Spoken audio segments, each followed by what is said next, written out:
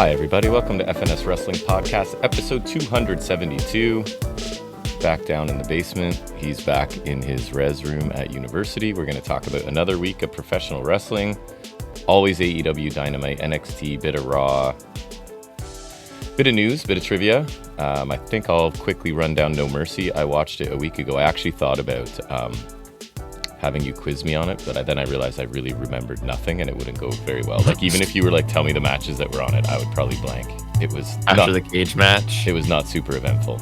I could probably tell you most of the matches on there, which is insane to me. So we'll run that down quick. I'll give my star ratings after I revisit it, kind of thing. It was okay. There's a couple matches I enjoyed and the rest was kind of there. And then I legitimately forgot it took place. It's been a week. It has been a week, and that your memory is much better than mine, and I actually watched it, and I don't remember much from it. So yeah, to be fair, I didn't watch it, but usually I know when things happen. So yeah. So I don't know. This week I got my Blue Jay shirt on again. They are playing the Yankees today. Huge series for us. So I'm heading down. I was gonna say you're heading down the street then. Of course, we have a lot of street events on this on our street, which is really fun. So it's Friendsgiving today. Actually, that's true. There's also that. Friendsgiving is basically all of us get together the week before Thanksgiving because everyone generally gets together with family on the actual Thanksgiving. So yeah, heading down to Richard. I think it's at Richard and Sam's. I'll head down. It early. Usually is, right? Yeah, for the 4:00 game. I was telling you they bought the turkeys for this and then put them all. They had two for Friendsgiving because they normally roast one. Oh, it might be all three. That's usually deep fried, smoked, and oven roasted. There's 3 turkeys going on. Yeah. And so when they went to add something else to the freezer, they realized the freezer had stopped working. So they had, I think it was like close to $200 worth of turkey thaw, and the smell apparently was. The smell is going to be incredible. So yeah, I'll be heading down there for 4 o'clock. What might call it pungent? Pungent, exactly. Your mom's out with your brother to get a haircut, and then his new favorite place to be. Have you heard what it is? Do I want to know? Pacific Mall.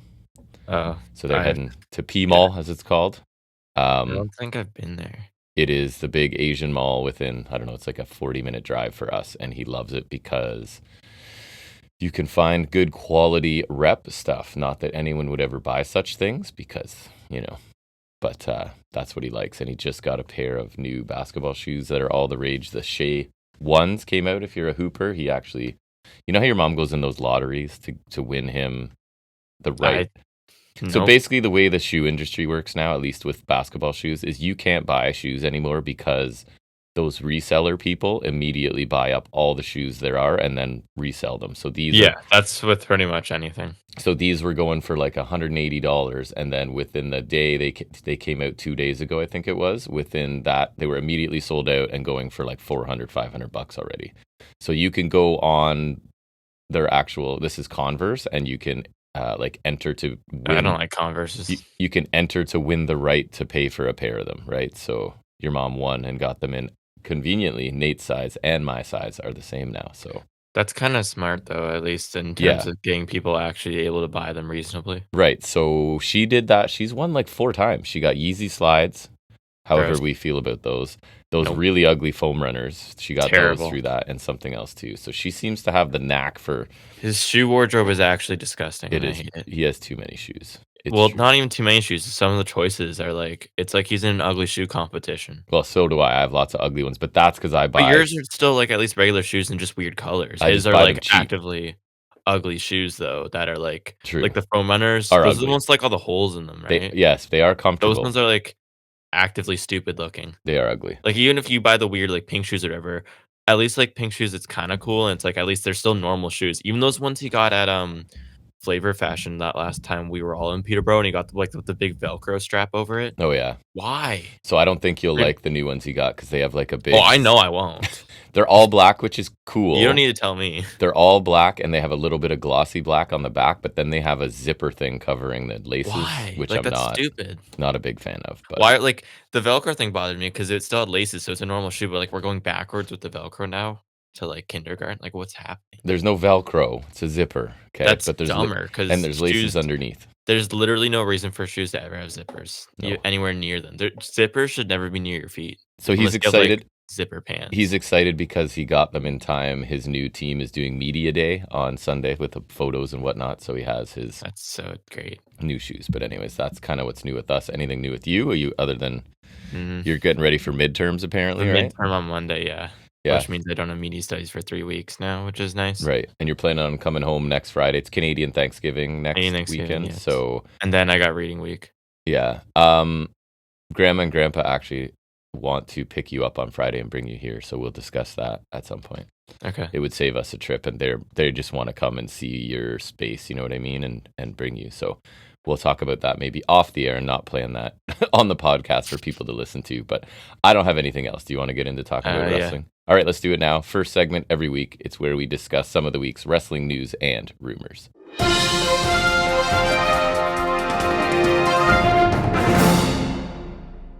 All right, news I thought was pretty tame this week. I don't have a ton Yeah, it's that's not a banner week. interesting. So the first thing I had is what? That I guess it's an update from SmackDown technically. Put it in. Okay. You heard about Mello? Yes, Miz maybe. and Mello are done, right? Yeah. Which I hope. Oh, so it's a sad week if you were commenting on The Miz. Yeah, so I I like Carmelo Hayes, so I'm hoping they do something with him. So they split up Yeah, but this means they're gonna turn him babyface again. and then Miz came out to take out Mello before he could accept Zayn's open challenge, is what I hear. So yes, that sounds like that positions Miz as the heel here, right? And Mello, It does, yeah. which is too Which bad is because the Mello, second heel turn for Miz within 2 years because he turned on Truth last year. Remember when he hit him with that really mediocre big boot? right? And like Mello can do both, but he is way more Oh, he's interesting. capable. I just don't like him. They won't. A, they won't let him, and B, he's better as a heel. But I don't know. I'm just hopeful, I guess, because we both love Mello. He was one of the They've been last. doing him dirty for so long, He was though. one I of the don't know. last NXT guys that you really, really enjoyed. I feel like. He felt like black and gold in an era where nothing really did. Yeah, because he came in as a wrestler, right? Like he was He already. came in at the end of black and gold, like he was there for a bit. What was his name before, like on the Indies? Christian Casanova. That's right. Yeah. So he came in as kind of like a guy already. So it wasn't like he was just an athlete. So he knew how to wrestle. Super Yeah, no, charismatic. he's like an actual indie guy, and he's just kinda like got everything that we like. And then they're doing nothing with them on main roster, as tends to be the case with NXT people a lot of the time, right? So, I don't know. I hope there's a chance they do something interesting with him. Obviously, he's got to get past whatever's going on with Miz first, and then He we'll does. see where he goes from there. I guess the first thing I'll talk about, it's not like the biggest one, but it is something interesting, is that you see they named the other Americanos. Okay, so they're a tag team, right? It was in my Raw Yeah. notes. I saw a little bit of it. They're what are they? Bravo and Rayo. And together they're what? Los Los Americanos or something. I Americanos. was trying to figure out I'm trying to look to see if I can figure out which is which, but I forget. It's still clearly Dunn and Bate. Yeah, I heard it's confirmed, bait and done. So I can tell by the body type it's done. yeah. Um, it bothers me so much that this is what we're doing with those guys. And then what do you do when Gable's back? Like I don't know what the timeline was. What's the end goal if they unmask? Like, what's the point of this? I don't know. And why is this like? You'd think under Triple H that even that at least Pete Dunne would be a big deal. So let me tell you, I watched WWE's like Raw official Raw highlights. Weren't even in it. What like? So they Why boiled. is what's the point of this now? Because I thought when it was Gable and he's doing like the double life thing, I thought it was pretty funny. But now I'm not sure what the point of Americano is. So they were. I went to the official highlights. Wasn't in there, but the Raw top 10 they were in there. I think how it was. So I like how Raw is telling me that they're 2 and whatever hour show. The highlights are boiled down to I think it was 8.5 minutes this week. So really motivating me to tune in. So like even if they were New Catch Republic, which I don't like, they should be doing more. Like I don't know why this is what we're doing with Dunn and Bate, especially Dunn. The treatment of Dunn has bothered me. Yeah, it's not great for Like sure. he was more visible as Butch, and I hated Butch. You did hate Butch very much. You But mentioned it all the time. that's also because Pete Dunne was great before that, and Pete Dunne's amazing. Since Butch has been gone, Pete Dunne has not been great. Pretty sure I wore my Bruiserweight shirt to work this week, actually. Of course. Representing Pete Dunne. But yeah. So the Americano thing is going. I don't like. I really don't see the end game here, which is now the problem with it. Because Maybe they don't either. I doubt they the do. way they do things, right? They may I have doubt no they idea do. how it ends. But when it was Gable and they're doing like it was at least funny. And Oh, it was was like so good. I loved it. it felt like harmless and like even if there was not really much of a payoff, it's like at least I guess the payoff would have been exposing Gable. But now it's like Because the fun part was Gable being like, "It's not me," when it's clearly obviously him, But right? now it's, And like, they're not even, not like, doing that anymore. they don't even have we don't even have the fact that Kaiser's denying that it's Right. him. They did that maybe a bit, I think, but, like, they don't really do that now. And just Gable's bet, I don't know, Gable has his he's comedic timing is great. yes, that's okay, that's what I'm looking for. Kaiser's a great wrestler, and he's even, like, a great promo, but Gable's comedic timing and his I Yes. don't know if charisma is the right word, but, like, he does have that kind of he has the right kind of presence in mind for these kind of things, It right? was among my favorite things on Raw at the Oh, time I they were really doing it. liked it when it Yeah, was Gable. I thought it was it was really fun. funny, Yeah. and I'll even play along to that. It's still not Gable, No. but now it's just, like, it just feels like I don't pay attention to it. I It's really like don't they think switched courses and don't really know where it's going. They're gonna yeah. build the plane as they fly it kinda And deal. it bothers me that now, new catch have been dragged in this orbit. Mhm. Oh, It yeah, also new bothers me catch. that, like, earlier this year, they brought back Dunn and Bate as New Catch Republic out of nowhere when Bate came back from injury. Because Mhm. remember, like, Bate got injured and then Dunn turned heel and he had the feud with Sheamus, and he Right. went to NXT and he had the feud with Trick, right? Yep. And then, like, this year, they just brought back New Catch Republic, Briefly. together briefly. Very briefly. Because I think it was that one time they were in London for Raw. Mm. Right? That's why they did it for the hometown pop, and then so that the New Day, when That's they right. were doing the heel gimmick, they had, opponents for that show, right? But, like, they just brought back New Catch Republic apropos of nothing, Mhm. They and did. then now they're Los Americanos. It's just such a waste. Even Tyler Bate could be so like, he's a great little babyface, And they lost this week to Styles and Dragon Lee. and that too. Yeah. Actually, I'd like to call them AJ Lee from now on. Right. Agree. Um But, like, neither of them are gonna be world champions, but those are 2 super quality mid-card guys that you're wasting. Yep. Like, Dunn, I think, could be such a great intercontinental champion. Like, the treatment we got for Gunther's reign is something that we could do with Pete Dunne. Speaking of Obviously, not which, the exact same, where's but that guy? I don't know. Right? Just gone. Anyways, so as you Actually, I forgot suspected, he was gone. as you suspected, AEW did snap up Andrade really quickly, and you sort of speculated. I'm sure it was you that it's part of like their international, It and it is 'cause is it's been something with Fox, right? I their think it's something like international that. expansion strategy, quote unquote, is what I saw, and that basically because he was released, right? There's no. I think the nature of his release, yeah, I've seen that there's But no I no heard there was no competes anyways. I thought that was like outlawed or whatever. But maybe, anyways, but at least it's in terms of his deal. they could act right away and grab him, and they did, and he'll show up on Dynamite this week. We'll talk about it. So Yeah, well, maybe save thoughts for then at yeah, least. but yeah, he's there, and yes, it's to sort of help them with their international ambitions at this point. So we'll see where that goes. Yeah. I love me some Andrade, so You do, but even you're not that excited.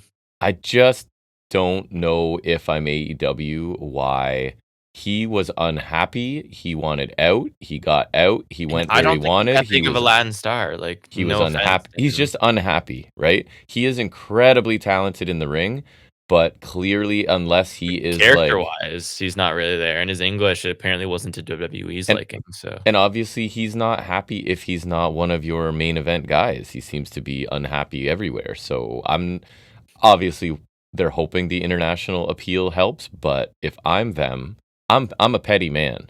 I'm like, listen, we had you and you wanted out of here, so no. But that's just me. And I'll go look at our roster. Why do we possibly need more people? But here's one I have that I don't know if you've seen.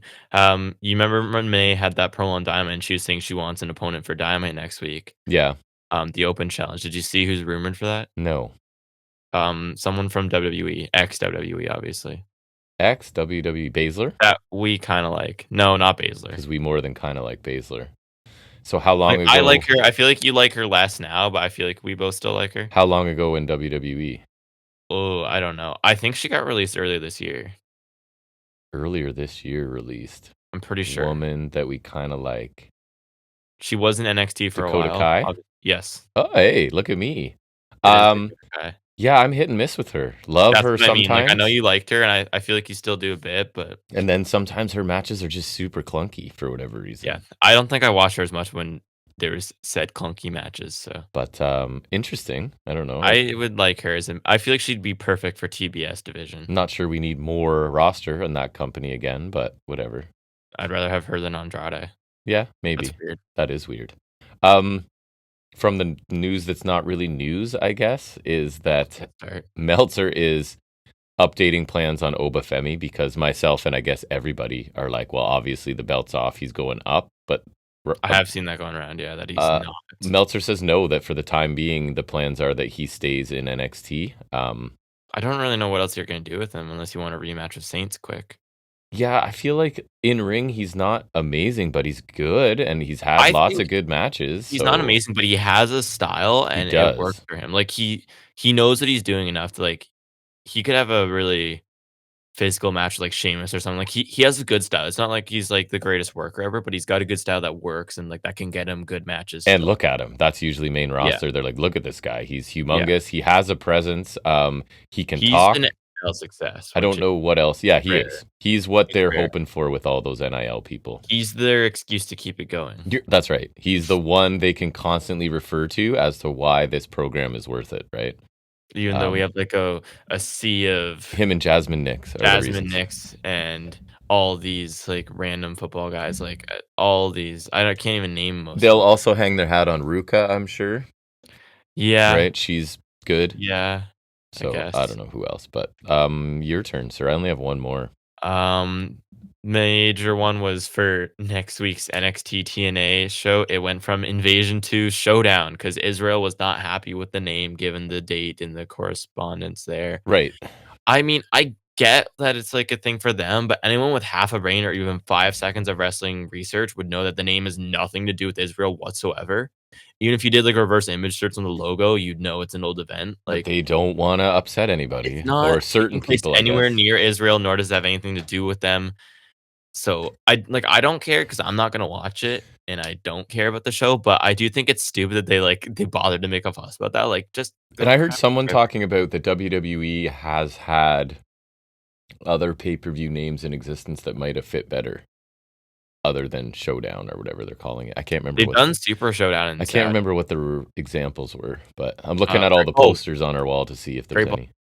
No, not Great Balls of Fire. Not that uh, one. Stomping Ground? So yeah, they changed the name. They worked hard to make sure we knew that on NXT this Yeah, I week. saw Santino's like, "This is not an invasion, it's a showdown."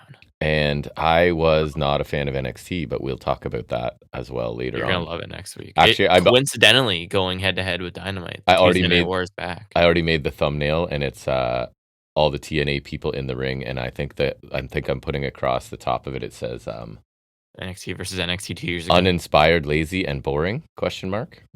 Because that's kind of my thoughts on it, but we'll get there. Last thing I had is regarding New Japan, because it is a slow week, scaling back their U.S. involvement, I saw that too. I was like, "Okay." declining ticket sales, and a reluctance of some of their roster to come over, because that's like a 15-hour flight, right, to come over here.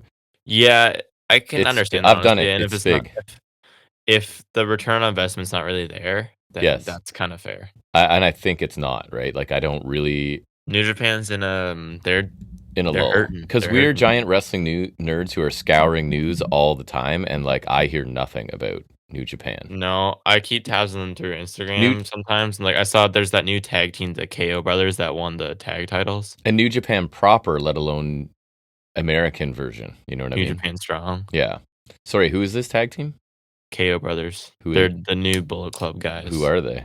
Are they Some people I tall know? white guy and some Asian guy. Oh, like they're new dudes. They're new. I think they came back from excursion recently, and that's why they just won the titles from I think it was Ishii and Taichi. Uh huh. I'm just Um, looking them up now. one of Obviously, them's name's Oscar. I don't know much about them. I just know that they're new and hmm. that they're in War Dogs. At least that's new people get me curious. At least, so we'll see. Yeah, I'll but check them out later at some I point. don't even I barely even watched New Japan when Switchblade and Okada and Osprey were there, True. and now they're not. So, like, really, Gabe Kidd I like, but we see him enough, Yeah. and Suji I think is cool, but I not enough where I'm, like, dying to watch him. Yeah. Shooters, whatever. Yumura's, whatever. I know. They're not creating a new star that engages me too much. Do you have any other news? 2 more. One is that after Jamie Hayter, she put out that challenge for the women's Blood and Guts. Blood and Guts is coming back on November 12th, so that episode of Dynamite will be the Blood and Guts special, which is a lot later than they usually do. Usually, they do it I think last year they did it pre-Forbidden Door, I Yeah. wanna say. So we're It's usually getting before women's this blood and guts, I eh? think so. It Yeah. should be interesting at least. Yep. It'd be a good spot for the women. Probably their most lengthy match on Dynamite in ages. Hmm. It's one of those things because they won't have a lot of experience doing those things because those matches don't happen. So it could I kind of go mean, either way, but the last women's war game that's what sucked. I'm saying. So this can't be worse. I guess so. Well, and the talent in it will be good, I'm sure. So we'll Yeah, see. You said you had one more? and I like that. Because they're only doing one, that's not gonna be like since the Hmm. women got one, the men still have to do one. It's like Hmm. some years we might have a men's one, some years we might have a I women's one. like I that like that too. like we can at least change it up. So it's not like the men are always in that holding pattern for blood and guts or the women, right? Right. Either or. Yeah, I like that So too. I kind of like that. Yeah, the last one I had was that I think we kind of talked about this that AEW were reportedly holding off on Omega versus Fletcher Hmm. due to Omega not being 100%. Yes. It sucks we're not getting the match now, and especially because I think the only time they had a singles match was on Dynamite. I think end of 2023 is pre-diverticulitis Yeah. absence, Yeah. and it was when Fletcher was still Aussie Open adjacent, but it was still like Fletcher's still killer back then. But I do appreciate that they're waiting on this because it definitely makes it feel like they care about Fletcher, like they want to give him the best Omega match. Flip side is they don't care about Andrade. I was about to say that. That's Like, literally hey, it also. hey, welcome back. Omega isn't 100%, but Um, he'll face you because we want him healthy for Fletcher, who's important yeah. to us. Yeah, well, but all that's I true. can't blame So them. no, that's what I'm Like, saying. if I'm picking who I'm building my company around, or even just pushing in a general It's not sense between Andrade. Fletcher and Andrade, it's Fletcher. Yeah, Even if we compared, I'm sorry, if we compared current Fletcher to prime Andrade, it's still Fletcher. Because the Andrade, upside on Fletcher's huge. There's a yes, ceiling on Andrade due to not mic ability, right, character ability, right. and now like reliability. But even like in his prime in NXT, he was only like his segments were only good promos because it was handled by Vega. But like Yes. Fletcher can sustain himself 100%. Yep. Like Fletcher's everything and Andrade's great-ish in the ring.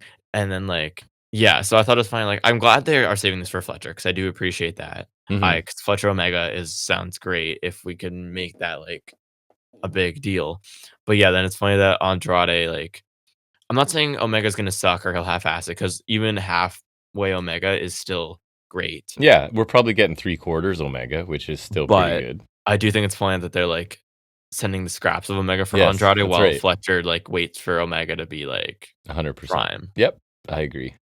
All right, so that's finishing news. That moves us into what do we do next? We talk You about. wanted to do No Mercy, did you I not? think I'll just throw it in Highspots and Restholds before I Okay. talk about other stuff there because I'm going to rip through it really quickly. So we'll stick to the regular schedule, which is getting into talking about this week's episode of AEW Dynamite.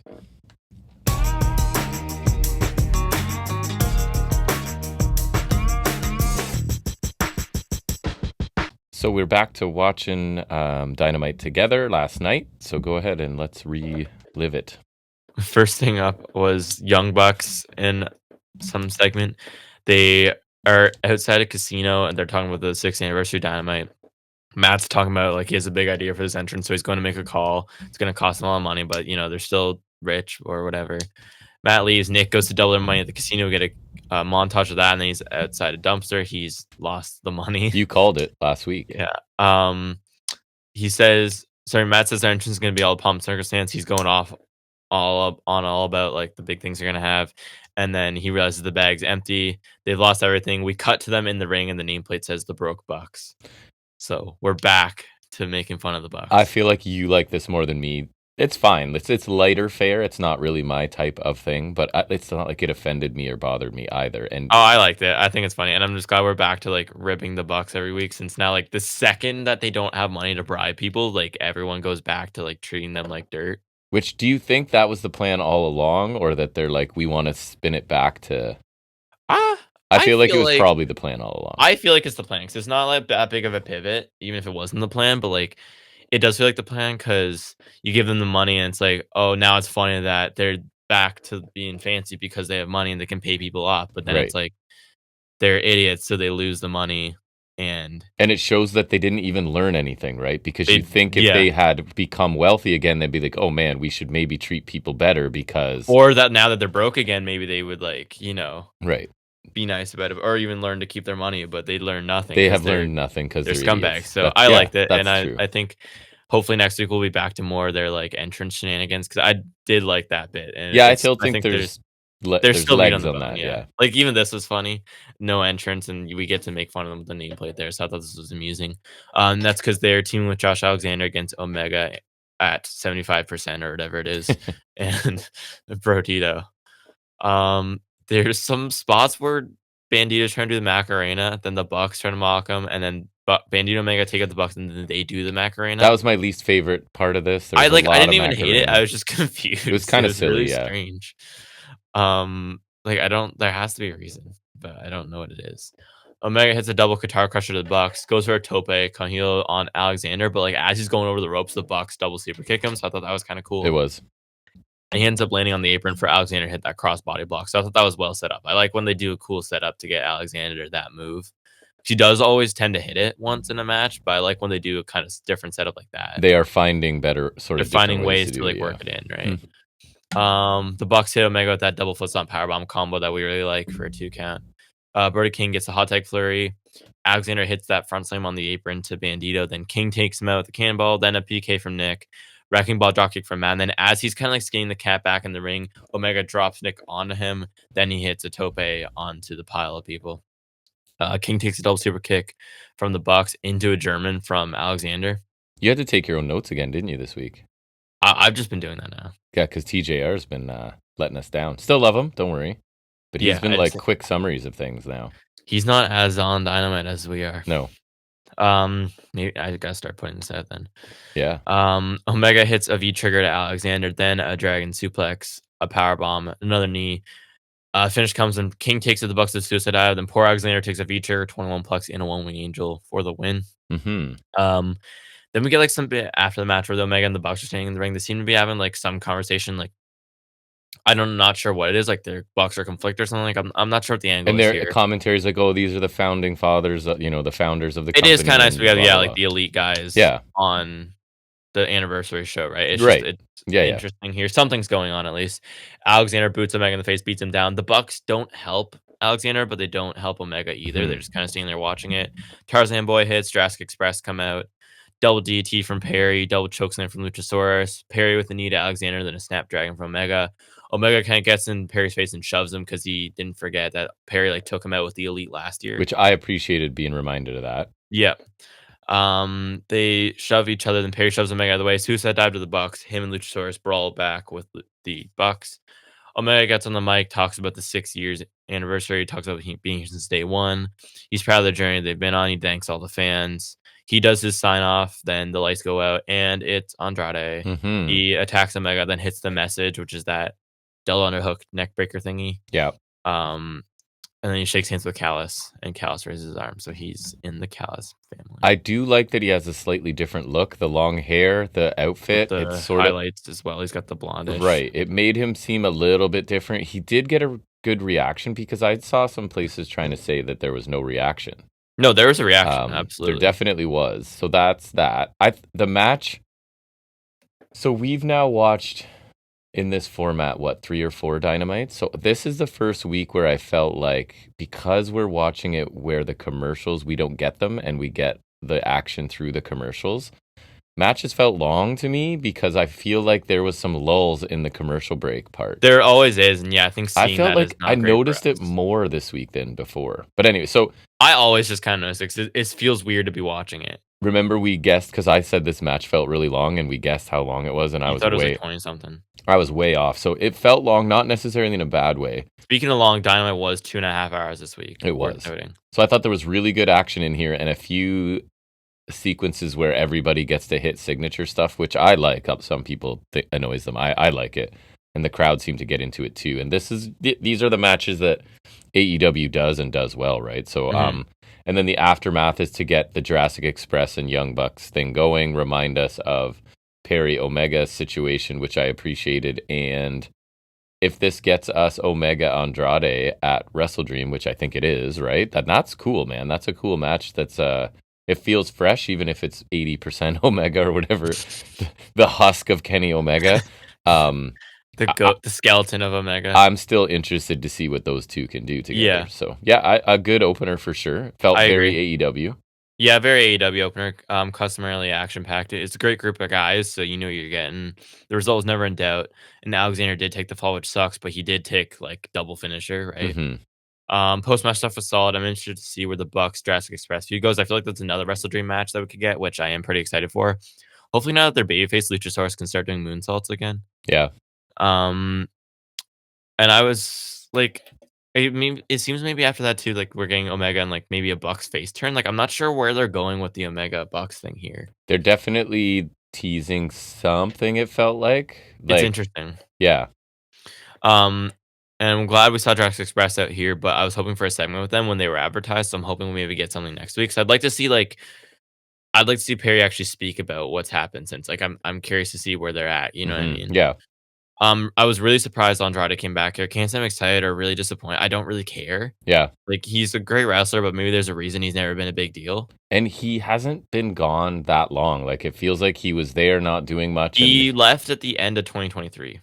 oh, really? Okay, so So it's it's been been long. almost 2 years, but like Okay, been longer it's than I thought. it's been under 2 years and he's already back though. Yeah, Like and that's the thing. Like his I think I just saw he won a title, and I think that the promotion is called The Crash. He won their Lucha Libre title, hmm and the guy's held the title since mid 2023. So the guy held the title for longer than Andrade's entire WWE return right.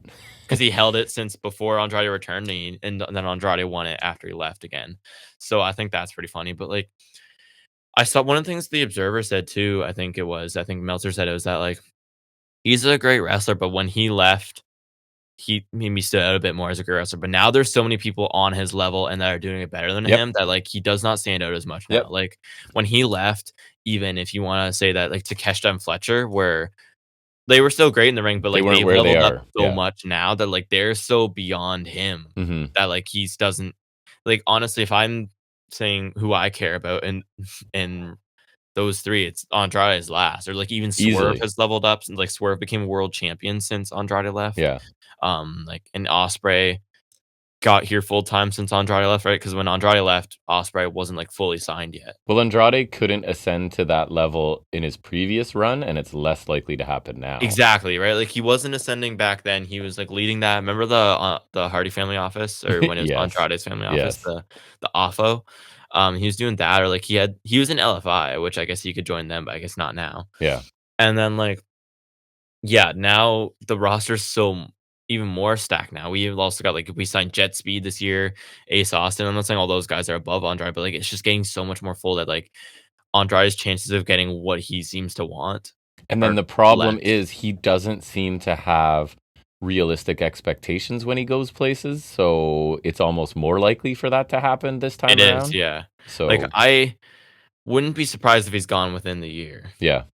Just I so just to say, right? He's Like, never happy, and the chances of him being happy in the current AEW situation, I don't think is great. mm. Then we get a package for the Dynamite 6-year anniversary. Lengthy package, yes. Lengthy. It was really great though. It It was was just good. like a highlight reel of all the biggest moments. It was decently lengthy, like you said, but I guess that's gonna happen when you have 6 years of footage to choose from. Yeah, they have to do Um, it, so so I thought it was really great. I was really happy to see a lot of the old moments. It's crazy Dynamite's lasted so long because some people were saying they wouldn't last past year 3, and now we've doubled that. yep, as soon Um, as they get those TV contracts, they're locked in, like, mhm. they're good to go, I think, for Yeah, quite a while. there are a lot of great moments. I was really disappointed they didn't show Hangman in the Dark Order, that group entrance from Fight for the Fallen, And because that's always gonna be my favorite, you said there was a Punk Dynamite moment. sighting. There was a bit of Punk there, like a split second of Punk, which I think is fair. Like, he was a big part of Dynamite for a while, and, like, I don't think there's any like, they don't seem to have a problem really with showing people or They're mentioning not people that as used to be petty there. as No, WWE. like, they've mentioned Cody Rhodes numerous times Right. since he's left, but not in, like, a way where it's, like, throwing shade at him. It's like mentioning him when you kinda need to, right? Like, Yes. and so, even with Punk, I don't think it's like, they have the right to, and so Because it's not. not including Punk at all in a 6-year retrospective when we are not Punk people, but his arrival was one of the That was crazy. on Rampage, though. Right? At least they don't have So to show that. true. Rampage is dead, so no, they don't have to show the return ever. But to not include him at all would be Yeah. almost more glaring than including him, right? I Like, agree, yeah, you'd have to especially work they so they hard. threw him a bone there, right? Like, Yeah. they had him for a split second, it was a shot with Sting, I think, is Yeah. that that episode of Dynamite where him, Darby, and Sting painted their faces. So Right. yeah, they showed him there. This was nice though. It was great. You kind of have to do something like this Yep. on the anniversary show. So I thought that was great. Yep. Um, then we get a quick promo from Mark Briscoe. He talks about being consumed by MJF the past few months and says MJF was all talk and his actions had consequences. He talks about how MJF said he couldn't win the big one, and now he's on sabbatical. So now Briscoe's going to go after gold. But he says the only reason he's not getting shot at Fletcher is because MJF cost him that match. I think it was against Takeshi on Collision. Hmm. But then Fletcher took out holograms. Now it's Cassie facing Fletcher. He says, unlike MJF, he's not selfish, so he can be happy when his friend succeeds. So he'll be celebrating when Cassie beats Fletcher, and Nope. MJF will be sitting on the couch picking tacks out of his ass. So I'm always impressed because I watched a lot of the Briscoes back in the day. But his range, right? So if he wants to be like totally insane and incoherent, he does it and he does it well and you're super believable. If he wants to be a little more serious like this, it's believable. He can also like, I'm not trying to be offensive, but sound like a moron or sound like he's pretty eloquent, right? So Mhm. the range of this chicken farmer from Delaware is really impressive on the mic. He's really great, yeah. So he has to acknowledge like, oh, MJF's leaving, so that's kind of on pause for me, right? But I guess I feel like it's kind of over anyways. yeah, I feel like he kind of got the comeuppance. that Right? could have been the finish for sure, and MJF's moving on. So yeah, I mean, I thought this was good. I don't know what he's going to do next, but we'll see. I also wouldn't be surprised if when MJF comes back, we get the big rubber match, since technically they're 1-1. Right. Even though the tax match was nuts. And he could come back, have a crazy match with Briscoe. MJF wins, builds instant momentum, and away he goes. Because Briscoe doesn't need, as much as I'm like, they need to, if they're going to push him now. He doesn't have to win all the time either. The people still love him no matter what he does. Pretty much, yeah. Yeah. Then we move on to Kyle Fletcher versus Orange Cassidy for the TNT title. Which I think was interesting because I remember one of the first matches. I think it was the first singles match Fletcher had on Dynamite that he faced Cassidy back when Cassidy was champion. Mm-hmm. So that I do like this is kind of like a full circle thing, at least for Fletcher. Yep. Suicide But it's from leveled Cassidy. up Fletcher, as you said. It is different Fletcher, very different Fletcher. Suicide dive from Cassidy, then he goes to top rope, gets knocked off by a kick from Fletcher. Fletcher caught him out of midair and drills him with the Michinoku for 2. I was saying it again when we were watching this, like his Michinoku driver, he does it so good. He looks like he is trying to send you through the mat, right? Sometimes guys look like they're trying to put you down safely or whatever, but he's like drilling them. He's dropping them higher than just on their back, and he's like jumping on it. He got it, and he caught Cassidy too. Like the strength was pretty great there. I think this was something he was even pulling off back when he was like skinny Aussie Open guy, which I don't know how he's doing it back then, but yeah. Cassidy went first on like Millionaire. Fletcher blocked it, hit a half. Then super kick from Cassidy, super kick from Fletcher. Fletcher went for a powerbomb. Cassidy countered the DDT, then another tilt-a-whirl DDT for 2. Jumping tombstone from Fletcher for 2, which again also he does really well. He does. Cassidy counters a brainbuster from Fletcher in a small package for a near fall. Then we get Callis getting up in the apron for the ref distraction as not for the distraction, as the ref's checking on Fletcher, and that distracts Cassidy. Then Hologram comes out to scare off Callis, but then he turns on Cassidy and crotches him on the top rope. Crazy. Fletcher then he capitalizes, hits the turnbuckle brainbuster for the win. They beat down Cassidy after the match, and the conglomeration chased them away. The entire Callis family comes to the entrance, which is insane. Half the roster. And the hologram is revealed to be El Clone, so it is not hologram; it's Evil Ares. Yeah, to talk about the match first, like this is not a fresh take for me. We're copy and pasting from most of it. Like Orange Cassidy is one of the best at taking punishment and then having little flurries of cool offense, and Fletcher is amazing at delivering varied offense that looks really, really painful. So this match was super fun. And like you said, really stellar stuff. Fletcher's been elevated since Cassidy left, so it makes sense that Fletcher gets the win here, despite Cassidy kind of losing as he just makes his way back. But the Callis family is humongous. So I don't know. Talk about the match, and then we can talk about the Callis family if you want. Yeah, so like I think this is really cool just to see the comparison of this between their first match way back when, and I think because that was when Fletcher was one of the open challenger guys for Cassidy, and he was hot off the heels I think of one of Davis's injuries. Yeah. And like I remember even back then he was hitting that wicked corner kick that he always Yeah. does. That was like I remember that being like he hit that hot of the game that match. He had that bit, he still did the best Michinoku driver in the game. It's crazy to see how much he's improved and changed his look in like the 2.5 years since Well, then. Because now that was like early 2023. he looks humongous next to Cassidy now, right? Like Yes. he has put on so much muscle that he now looks he's like He's Takeshita almost size, you know? unrecognizable Yeah. that from when he used to look like an Aussie Open. Yeah. This was good though. I might have liked the first match a little better, but that could just be the nostalgia talk. I thought this was Mhm. still really good. Just the contrast and like the way they work together is really great. The finish was solid. I knew it wasn't hologram, but I thought the way they went about it was kind of interesting. The Callus family, yeah, now it's an absurd collection. Callus is just like swimming in talent. It's even worse when you remember the guys who are injured. And if you want to count the Bucks as like satellite members, since they were like kind of affiliated. Yeah. So the roster is now as follows. If I think I've gotten it right, it's Fletcher, Takeshita, Okada, Andrade, Alexander, Archer, Cage, Wardlow, Romero, Beretta, Hechicero, El Clone, and then maybe the Bucks if you want to count So that. that's 12 without the Bucks. 12 without the Bucks is crazy. I don't know how you manage Absolute that insanity. effectively. Clearly, Well, because you Takesh have your priorities. It's Takeshita's Fletcher, gonna leave. Takeshita, Okada. So Takeshita's gone soon. So your priorities are, I think, Okada for now, but definitely Fletcher. I think Fletcher's your linchpin. I think Andrade, you could focus on a bit. I think they Um, kinda need to as he's fresh, and if you plan on yeah. him being an international, And whatever, you then slot him in. Alexander's the perfect utility player in terms of being in tag matches, mid card matches. He can be the fall guy. He can also pick up wins. I feel like he's credible enough where he can pick up wins reasonably, but he's also low enough where he could take the falls if he Mhm. needs to. Archer and Cage will never win anything.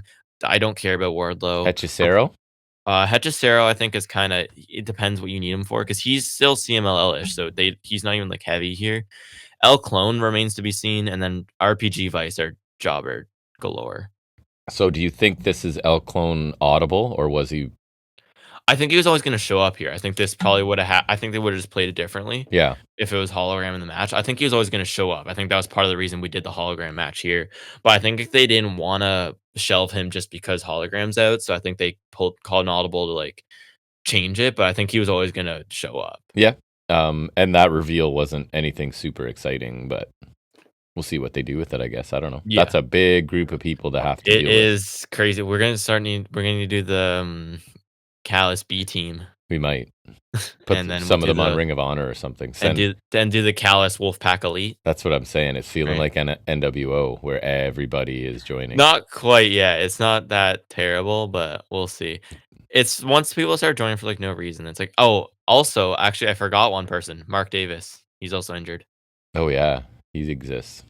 He Poor does, Mark Davis. he does exist. I love Mark Davis. I like him too.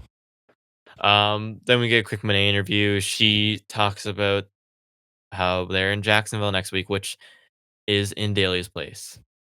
Which is And great. yeah, That's my favorite venue. And she'll put her title on the line next week because it's Title Tuesday. She wants to wrestle someone from Florida, which I'm gonna assume that's where Dakota Kai lives because she's not actually from Florida. yeah, she might live there.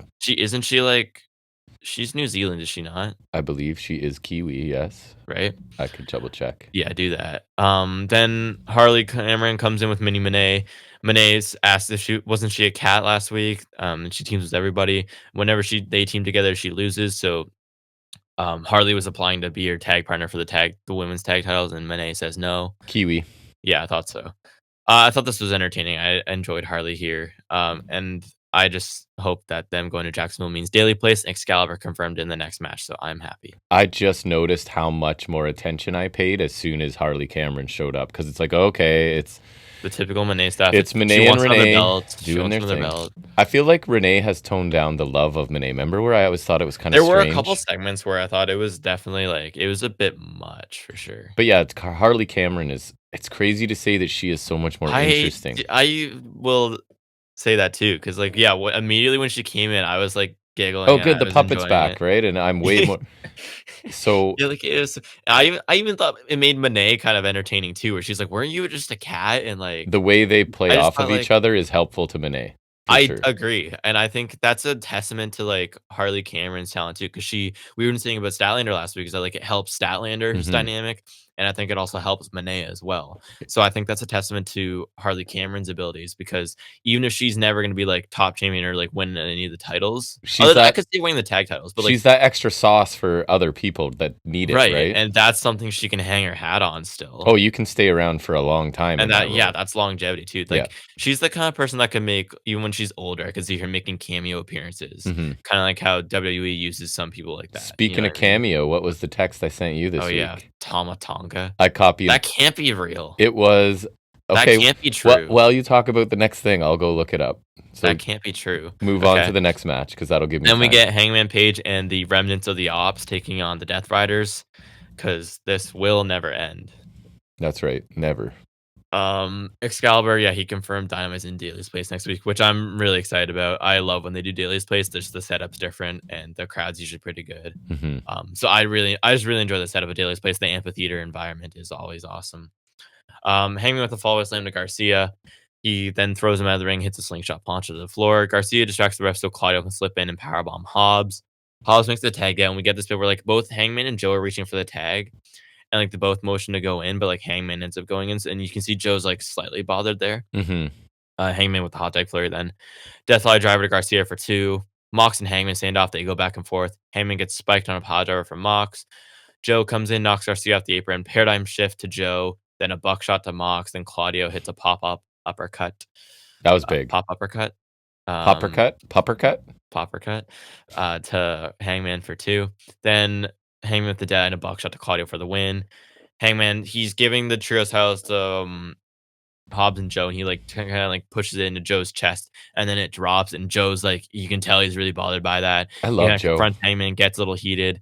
Then Joe gets angry, and security comes in, and he's like yelling at him. He's like, Hangman, he's like, you never beat me, and then he's like full on dropping f bombs Oh yeah, too. very Like audible. it was Yeah. interesting, and he tries taking a swipe at Hangman. You can see Hangman's getting a little pressed too. Like it was interesting. Because Joe is just a badass and he's believable. He is, even and as he won't take that. even as a baby face, like this doesn't matter. This is still what Samoa Joe would do. So I thought that was cool.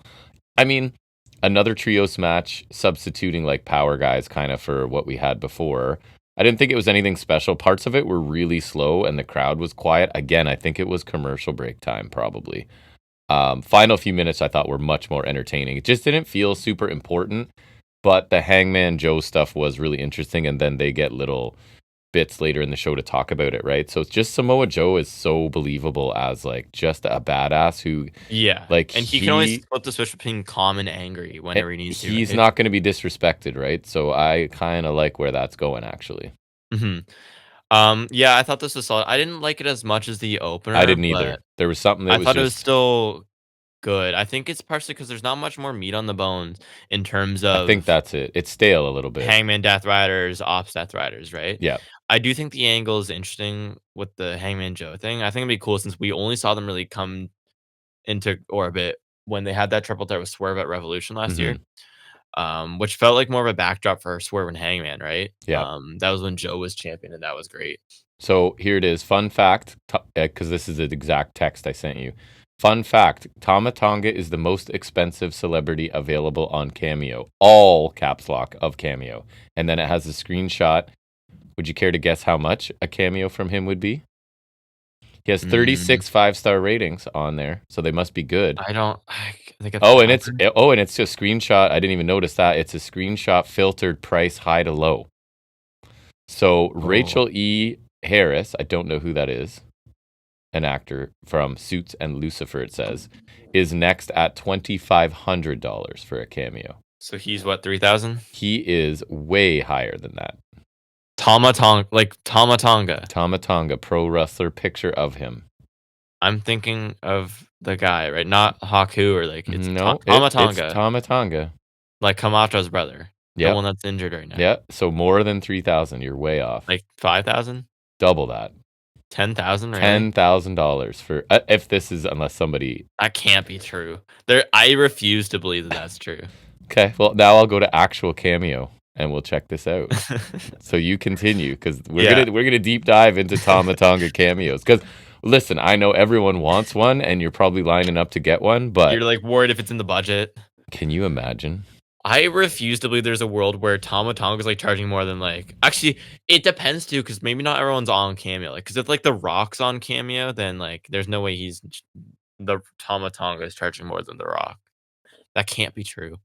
But I like that we have a simple issue between Hangman and Joe here. Like he feels disrespected whether For Hangman meant to or not. And so like Joe's someone with a temper that like it makes sense that he's gonna fly into a rage here because he's like he's not gonna take that lightly, right? Like I think it yeah, makes sense for Joe. So I really like it. And Hangman's known to have a temper too, so this is gonna escalate quick naturally. that's the thing. Even though they're both baby faces, like this is still within their like purview. This that makes It's sense. within reality.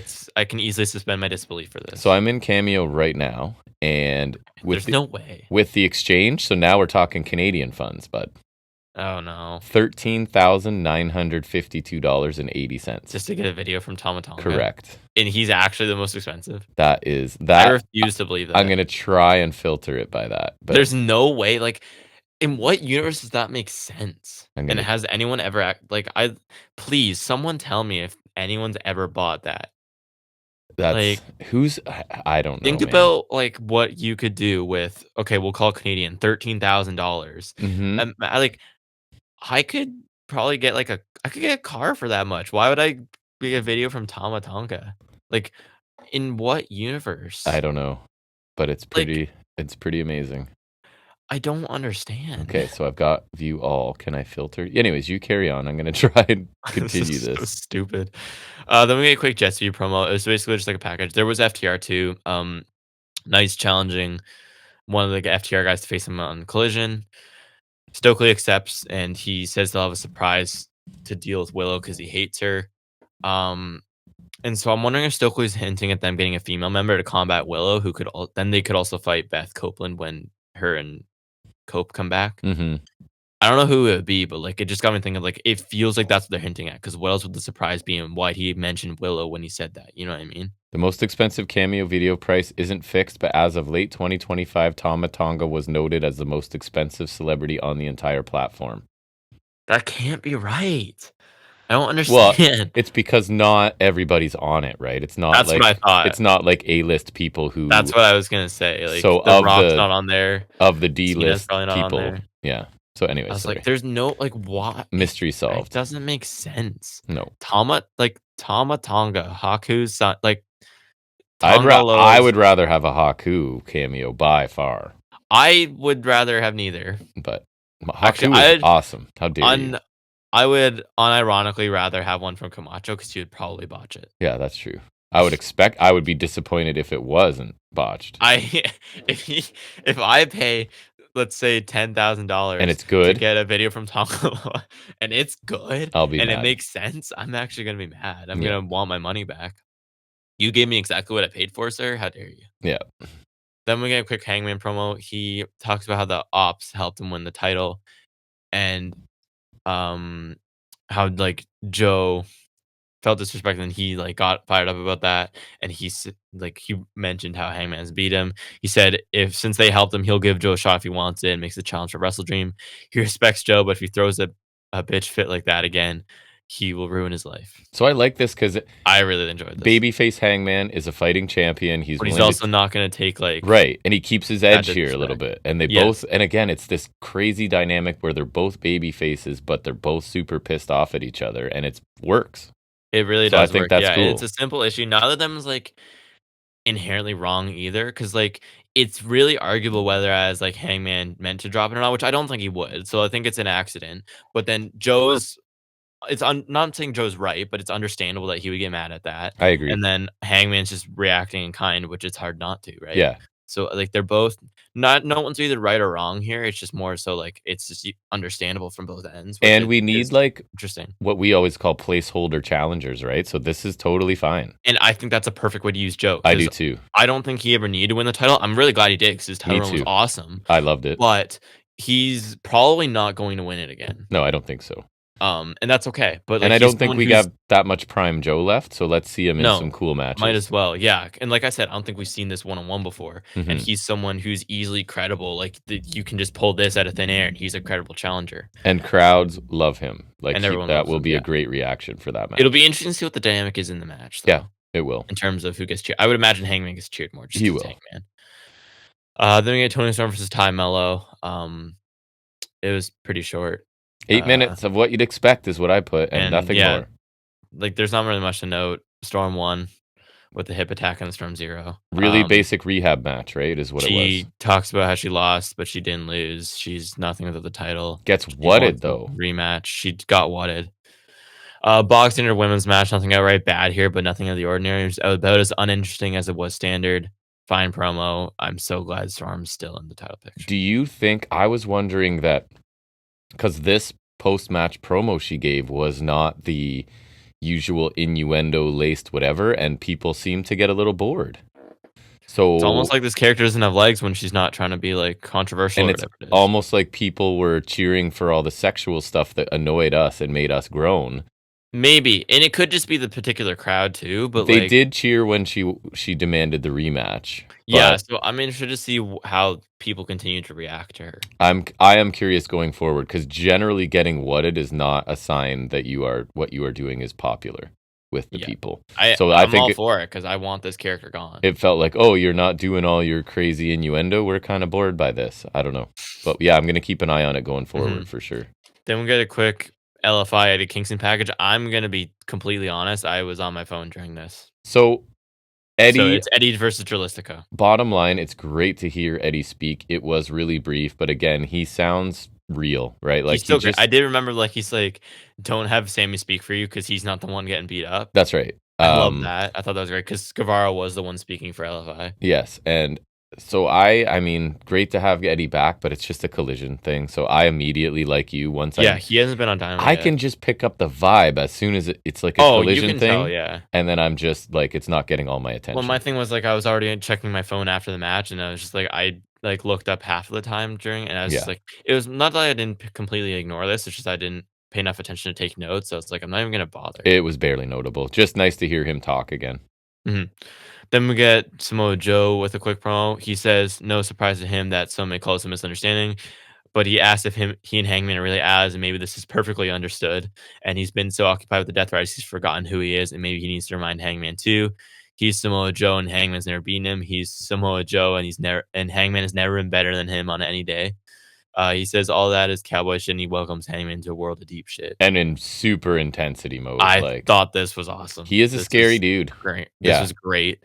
It felt like the Samoa Joe we've been missing for a while since he's been doing the babyface and trio stuff. Like I just loved Angry Samoa Joe reminding everyone that he's legit and he is a killer. Yeah. I like that like whether Hangman meant to or not, and Joe feels disrespected, and if he's getting disrespected, someone's getting their ass kicked. And he's just he's not even heel here. He's just angry, and it's awesome. He takes such simple stuff and makes it so much more interesting and believable than most wrestlers can. It's something and that's about like him, his right? Like, I don't know what it is. He's just feels like a real badass, right? And so yeah, he just takes these little things and makes them way more interesting than most people do. I thought this was great. I would really like to see a promo battle between these two because I feel like this with the babyface, angry dynamic we have, I feel like it'd be so interesting. They could have a really good in-ring before their match. I think so. I think we need to get that before. With some reason, not that they can't touch or whatever, right? And just let them talk for a bit. I would love to see it. Just have like maybe do a promo thing with like a line of security in the middle or something like that, or like have security around the ring, right? Like something like that. That's a credit to the performers because we 100% know who's winning the match, and we're still like, bring it, like give me the match, give me the lead up. No, right? this has been great so far. I think like it's a really believable and logical way to pull out a title feud out of nowhere, right? Probably not what I would have guessed for Wrestle Dream, but like a pretty good idea. And such a small moment to trigger the whole thing, right? Like like sometimes is stupid because like sometimes you get like feuds. Like I think Jericho and Kane in 2000 a feud because Jericho spilled coffee on Kane. Like it's an equally small incident, but this one feels like more logical because it's not just like, well, you spilled a coffee, but it's like I'm a champion to you. Like you disrespected me, kind of. I helped you and you disrespected me, right? Like there's so many more layers to this, depending on how you look at it. And Joe will not be disrespected. And Joe is not someone to be trifled with. That's right. Then we get Goa versus Swirl. My boy Blake Christian, he's here. We love it. Not doing much on this one though. No, he did not get much here. He did the one thing that you like. He did one of the things, yeah. Khan with the hard chop to Johnson. Christian and Johnson with some tag offense. Then Christian with the handspring corkscrew kick twice to Khan. Then Khan catches the third, hits a gut check. Lee Johnson with the hot tag flurry because I don't know. Leona gets in and ring post, and Christian does that corkscrew dive through the ropes, which looks great. Leona pounces Christian on the floor, then hip attack from Leona, double knees from Khan in the corner to Johnson. They hit a double spinebuster for the win. Then Ricochet with a spirit gun to Christian after the match. Hurt Syndicate come out. MVP talks about how he embarrassed himself at All Out, and he apologizes to the Syndicate guys, and he allowed Ricochet to get the win. He says he's come to terms, he has to come to the terms with the fact that he's lost a step, but he may not be able to wrestle as good as them, but he can fight better than them because there's a difference. I He guess. challenges them to a street fight next week, and Ricochet accepts. I thought he took way too long with the whole area code stuff. He took a That was lame. long time to I get think that was to. just crowd pandering. That was lame. I thought his actual promo was good, but the crowd pandering stuff was lame. So yeah, easy win for Goa here, continuing their momentum. Put him in there with smaller guys that they can throw around and beat on for a while. So wasn't super And there is interesting. some history here because I think it was Ricochet was facing Blake Christian, and that's when the demand kind of came together. So they did show that, which at least there's some reason for this, other than it being an enhancement match, and then the post match angle, which the street fight should be pretty good. So I'm interested to I see where it agree. I goes. think the street fight, and it's kind of like MVP's going, I've lost a step, I'm a bit older, and maybe what I need to like close that gap is to be allowed to use weapons and whatever else, right? So Yeah, so it makes sense. it's I like kind of him. reasonable, yeah. Then quick Stylian interview. She talks about how she's never faced Storm in 6 years of Dynamite, whatever, even though Storm wasn't here for that whole time. Um, and she accepts the challenge from Storm. She says her and Darby have a match coming. Harley gets hyped up and leaves. This was solid. I just don't care about the feud. Like the match should be good because her and Storm are both great wrestlers, but the feud, I got my doubts. And it makes sense. Obviously, Storm wasn't the one pinned in a four-way to lose the title, so totally makes sense Yeah. she gets a one-on-one. It's I just thought Statlander's promos are sometimes basic, and then Storm's promos are sometimes stupid. I thought Stat sounded very good for I thought she her. sounded good. Yeah. Still not super charismatic or anything, but not everyone can be. So there's nothing wrong with this, right? I agree. It's the match will probably be very good, but and Stat was almost hinting the alien stuff again here a little bit. She at least made some nods to it. I thought that was kind of interesting. Yeah. So yeah, the match will be good. I don't care that much about the story either, to be honest. Then we get a interview with Callis. He's got Takeshi Okada with him. He says, just when you think they're down and out, they take it to the next level, and his talent and his family is unmatched.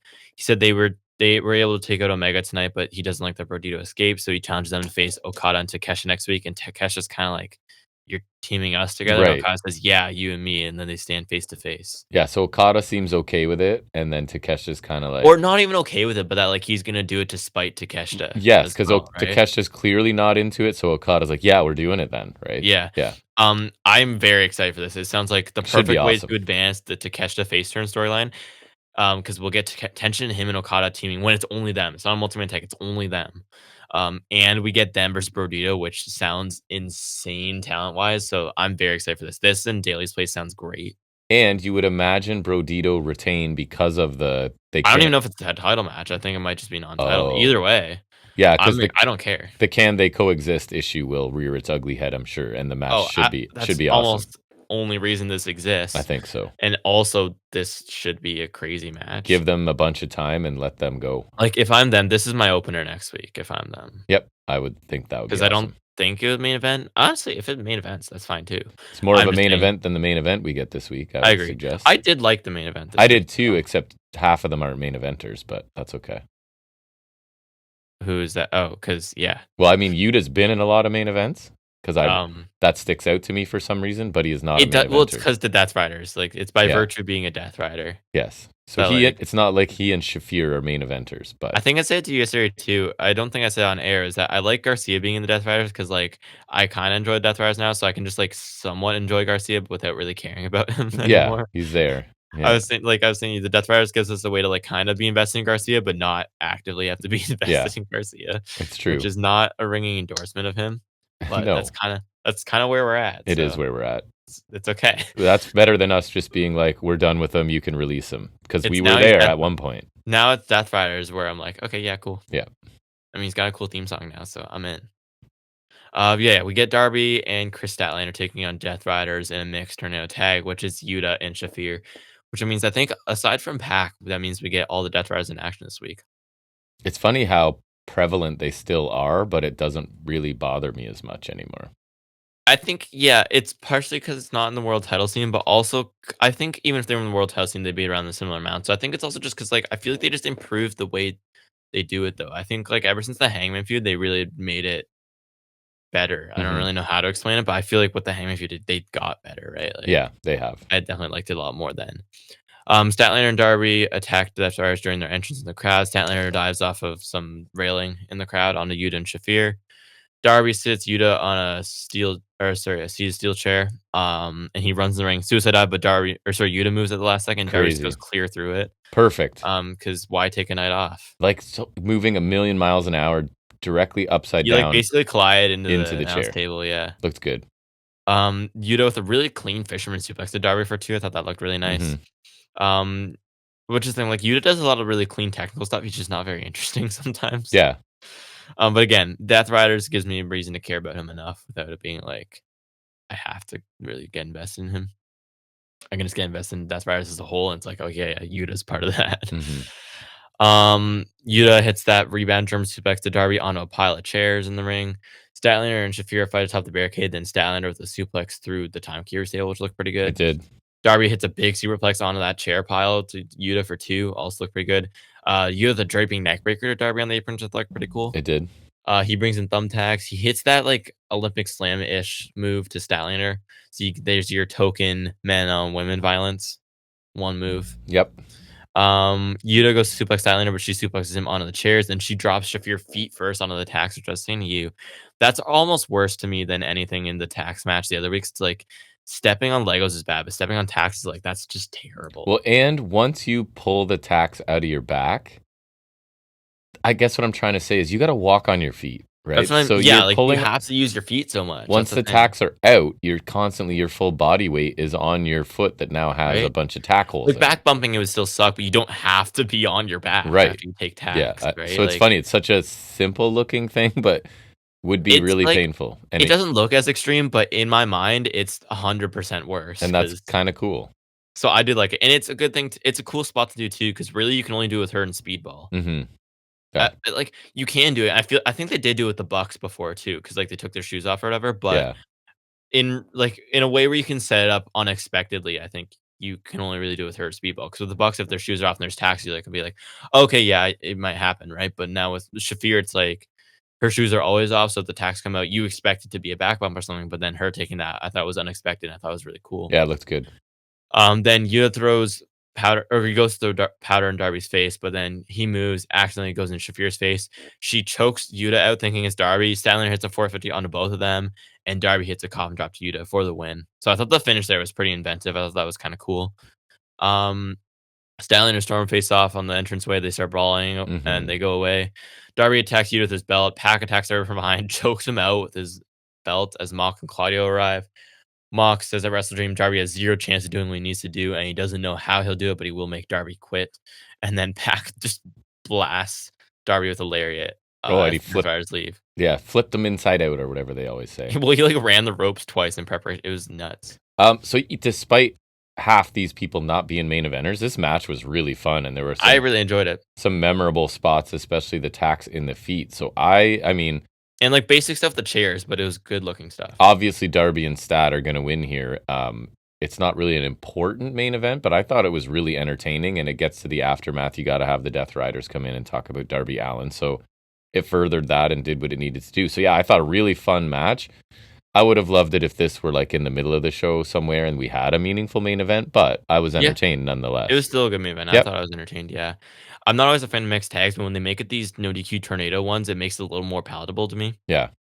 And the results never ended, like you said, but there's some good spots. And not as crazy as Darby's usual fare, but he doesn't need to go batshit crazy every time. No, the dive into the chair was pretty risky. That's him going tame. Yeah, that's true. Tax and Feud was nasty. So I thought that was pretty great. And yeah, the post match stuff was simple, but it's a nice bit of build. And that match is going to be something nuts. It will. Overall, I didn't love this show. I didn't feel like there were The matches, again, I was very aware of the commercial breaks and the I thought they were generally for good though, some. but They I were feel like we were good. missing something great. Nothing blew me away. And segment-wise, Segment, there was nothing big, right? my favorite segments were probably the Joe little and bits of Hangman. Joe and Hangman, I right? agree, And then there but was those nothing aren't huge. else. Yeah, there's no, like, notable segment here, I thought, and I think one thing for me as well, and I think this might help you as well, is that, like, it felt it's hard not to feel shortchanged for being the anniversary show. And a 2.5 hour. I thought the women's match was very I underwhelming for being on a big show, quote unquote. particularly for me, the disappointment was because when they advertised Jurassic Express, it felt like that we were gonna get a segment. They only really came out I for the did opening see bit. people were a bit annoyed by that it I was, was disappointed. I was looking forward to I was really looking forward to seeing them, honestly, so I yeah. hope we get that next week. Yeah, so I thought it was a little bit below average, but I still enjoyed it. I gave it a B minus this week. I agree. Yeah. Not a terrible show, but definitely, like, felt a step down from last week. Yep. Hopefully they rebound next week and impress us. All right, let's shift gears into trivia. I think I like the topic this week, so we'll see how it goes. We call it Off the Top of His Head.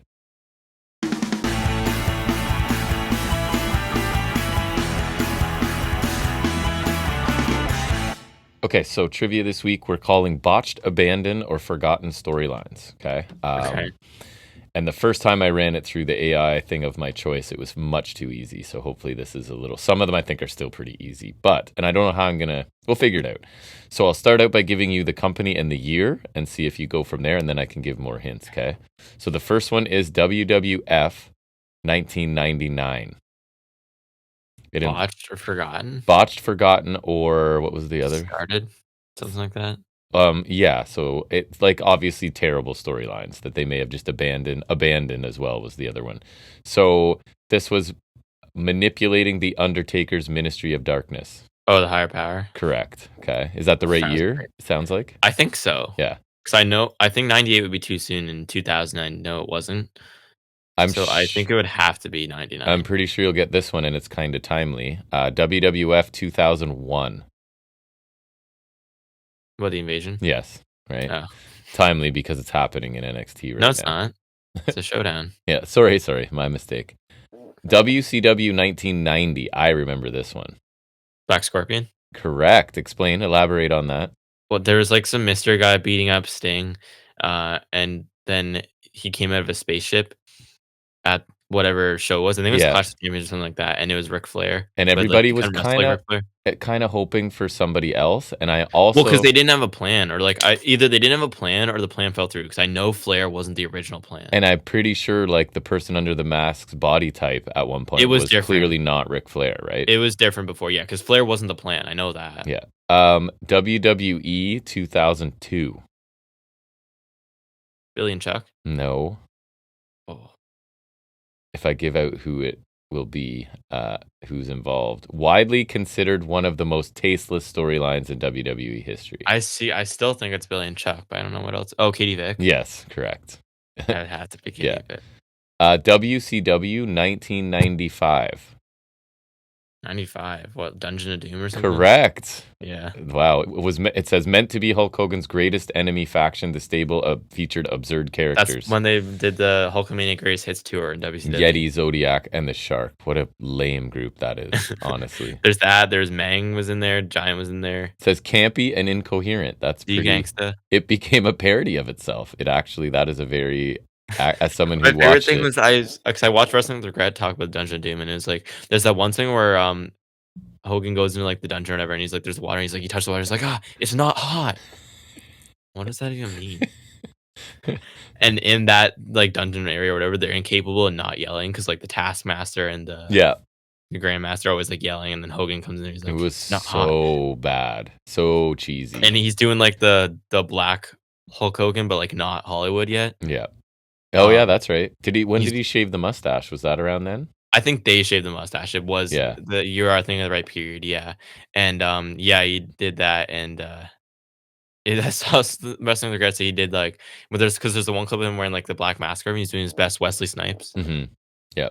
WWE 2020.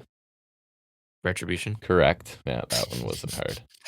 So this one you may take 2020. There's a lot you could. You may take issue with. We'll see. AEW 2019. Dark Order. Yes. So they're saying here, good for Yeah, you. because remember them with the creepers? They were teased as a dangerous cult faction and then was nearly scrapped before Brody Lee revived it. Them with Brody Lee as a cult was pretty great. Yeah, That was great. But then I also liked how they became like the feel good faction after Brody Lee died. So this is a single wrestler, WCW 1995. Single wrestler? What, the Giant? No, it was like a very much dollar store version of a Oh, Renegade. Correct.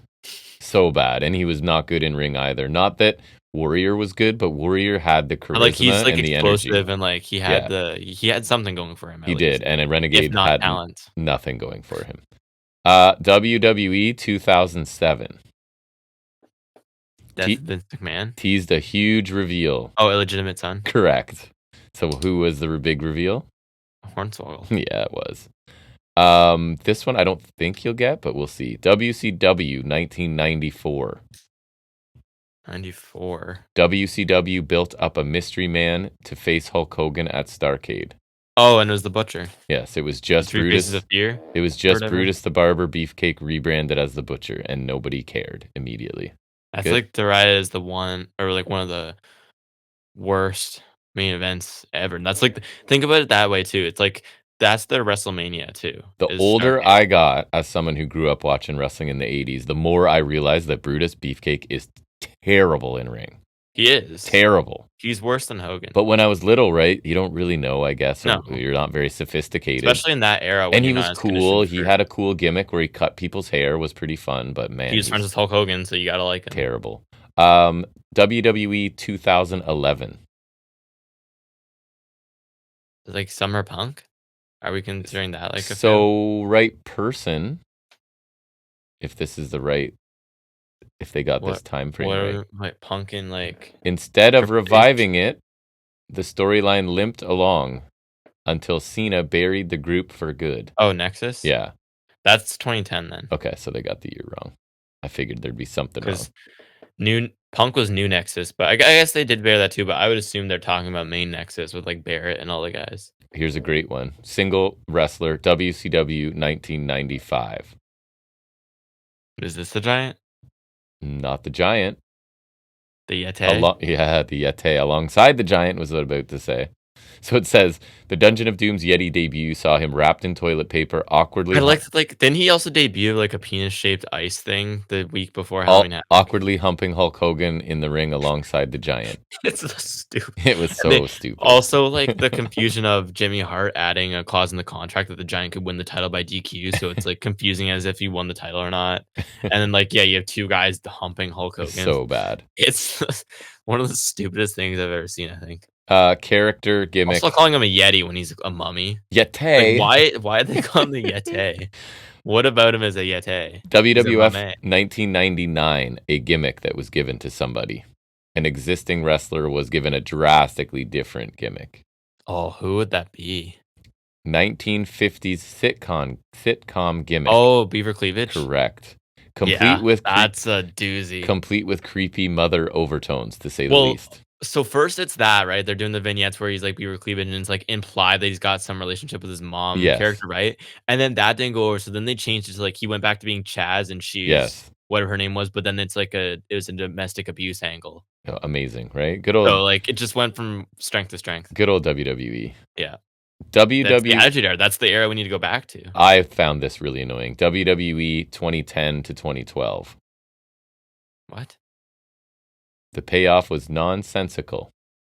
Is it Nexus or no? Laurinaitis? No. Think Authority stuff.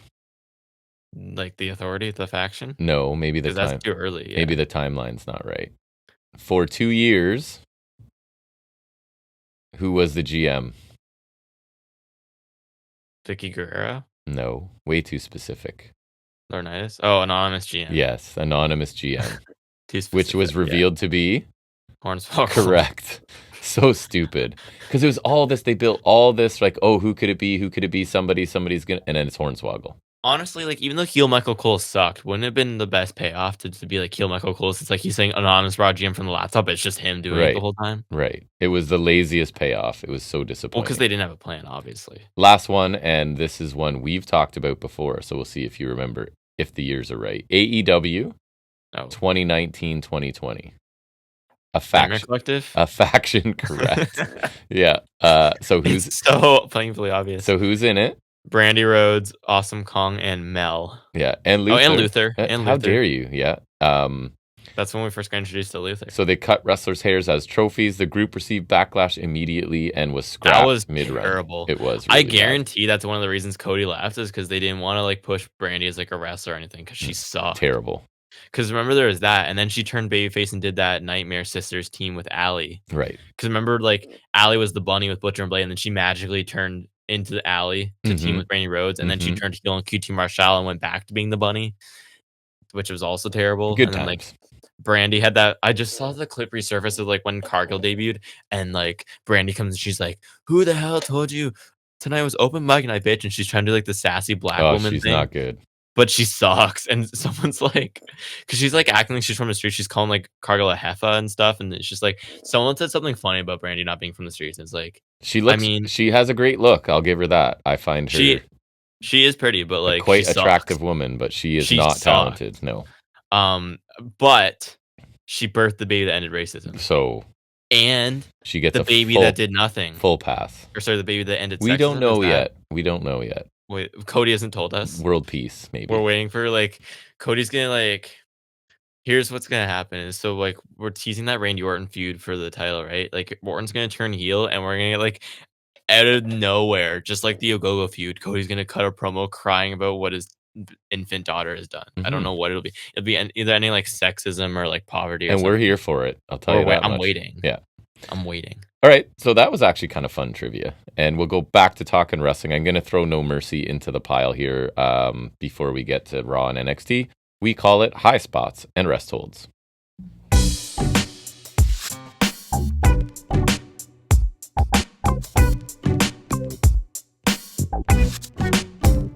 So we'll start out talking a bit of No Mercy, which I don't really remember much about. So we'll do over-under accurate for that. People sometimes like to hear star ratings, I think. So opening match was maybe my favorite match. Again, I won't know till I go through this because my memory's not good.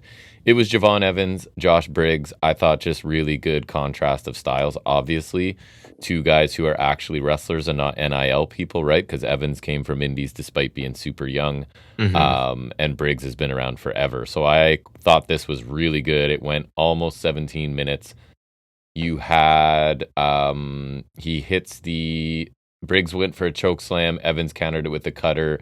And then he did the top rope OG cutter and won the match. I thought this match was pretty awesome, to be honest. It was kind of what you want in an opener. Lots of energy, gets the crowd involved. I would have predicted Evans winning if we'd done predictions, so I wasn't surprised by that because Briggs is kind of in that spot where he doesn't have to win things. But yeah, I thought it was really good. What was over under accurate? It was a 7.74 from Cage Match, and Meltzer went 4 1/4. Oof. I would go. I don't think I can go 4. I can go 3 3/4 though, which for me, because we're kind of hard graders, that's a very good match. So I will say, because I'm not going to talk about any of it, this was a frustrating WWE PLE because of all of the wasted time. Again, right? There's constant ads and look at all these matches. The extra stuff. Longest one I think is Jane and Vice at 18 minutes. And so, speaking of which, long matches. It's the Women's Speed Championship next. Because it's under 5 minutes, it's not eligible to be rated. I would agree. Like, what's the point? So basically, Jada Parker was a quick replacement for Lainey Reed, right? Who somehow was hurt, but still involved in the show, at least possibly. So Ruka ended up winning with the Soul Snatcher. I didn't love this only because it's 5 minutes. I also don't really want to rate it. But it was fine, like 2.5 stars if I really have to. Just because it's so short. And like, yeah, there's not much point to this. I don't like the quick substitution of Jada Parker in because now it's like she can't even go 5 minutes with Sol Ruka, right? So it doesn't really help Jada Parker, who I really like. But anyways, that's what we got there. Then we get to the weaponized steel cage match, Jordan Grace, Blake Monroe. So Jordan Grace ended up winning, which I was a little bit surprised about. It went 16 minutes and change, I think. We got an air raid crash off the top through a table in the ring. Instead of tacks, they had a bag of diamonds. I think I was texting you at the time that NXT is so edgy because scissors came out in a cage match. So you're like, oh, is someone gonna get You know it's gonna get stabbed? extreme now. And they just cut off a whole bunch of Jordan Grace's hair. But the match was enjoyable. How can they do that? You kind of have to be like, adjust yourself. I'm not watching AEW. I'm watching a WWE cage match. Still, though, it's like cutting your hair. That's what you get. Over under accurate on this. I liked it. I didn't think it was amazing. This one was 7.91 from accurate each match, and Meltzer only went 3. Wow. So I say accurate. I went 3.5. Like, it held my interest. So I don't think it was a bad match. It wasn't amazing, but I would say the cage match one is accurate. I went 3.5 stars for that. Then we get a bunch of other stuff before we get to a match, which was the North American Championship match. Ethan Page taking on Tavion Heights. It went only 10 minutes. Twisted Grin to win. I don't remember if there were shenanigans or anything. I don't think there was. Like 10 minutes for a pay-per-view match is kind of crazy. It didn't do a lot for me. I thought it was fine. Tavion Heights, he is getting to the point where I'd have to say he just fails to connect with the crowd. Like, it's not that he's a bad wrestler, because I don't. He's got some cool offense because he's like an Olympic guy, right? But it's just kind of like, so what? You know what I mean? So I don't know. And it's starting to be like, I've seen him enough now to sort of wonder if it's ever going to happen, because he's not that interesting. So I thought it was an okay match, nothing amazing. What's the ratings here for over under accurate? This one was 6.22 from cage match. That's fair. And Meltzer? 2 3/4. So I would say 3 stars. I'm a little bit in between those two, I guess. So I'm under one and over the other, I think, is how it turns out. And then NXT Women's Championship, JC Jane. Longest Lola. match on the show. I was going to say this one felt longer, almost, 18 and a half minutes, I think. There were a couple missed things in this, but I thought generally it was very good pace, good action between the two. I'm not a big JC Jane fan, but I think she can work a pretty good match at this point. She does. There was cheating involved, right? Somebody runs in with a hoodie. It'll be revealed on NXT. We'll talk about it in a minute. Hits what looked like a pretty good knee strike, actually. I think it was Device out on the floor. And then back in the ring immediately into the rolling forearm from JC Jane for... Rolling encore? Yes, JC Jane retains 18 and a half minutes. I thought this was pretty good. I didn't have any issues with it. What's the over-under accurate on that This one was 7.23 from cage match. Pretty accurate. And Meltzer went 3.5. So I would also go 3.5 on that. So I would say accurate, I guess, with their ratings. I liked it. Again, like, there was a lot of like, yep, it was good, but nothing amazing on this show. Obafemi Ricky Saints. We do get a title change here, obviously, and it's Ricky with the DDTs again. So it's basically Femi goes for fall from grace, another DDT after he the greatest finisher ever. He'd hit a tornado DDT not long before this, another DDT, then a tornado DDT, and it's over in 17 minutes. I thought this was probably one of the stronger matches on the show, and I'm not surprised Saints won. Femi's had a very good run, and again, we said it sounds like they're keeping him down there. But Saints was there to get the title that's why he's there, right? Another guy that doesn't really need any more seasoning, but... I saw someone talking about how, like, they're annoyed that how fast it's been with Ricky. Like, it just felt like Ricky was obviously champion material, but like they just kind of did this out of nowhere, and it just feels like they're rushing him through NXT so he can like have done it and then he can go up. Like, I think it's building credentials for him, right? Which it might they're just rushing it because he won the North American title, didn't hold it for that long, and then lost it. Right? And the last 2 weeks, I've really liked the segments they've done to sort of build his character a bit, because he's been kind of not impressing me.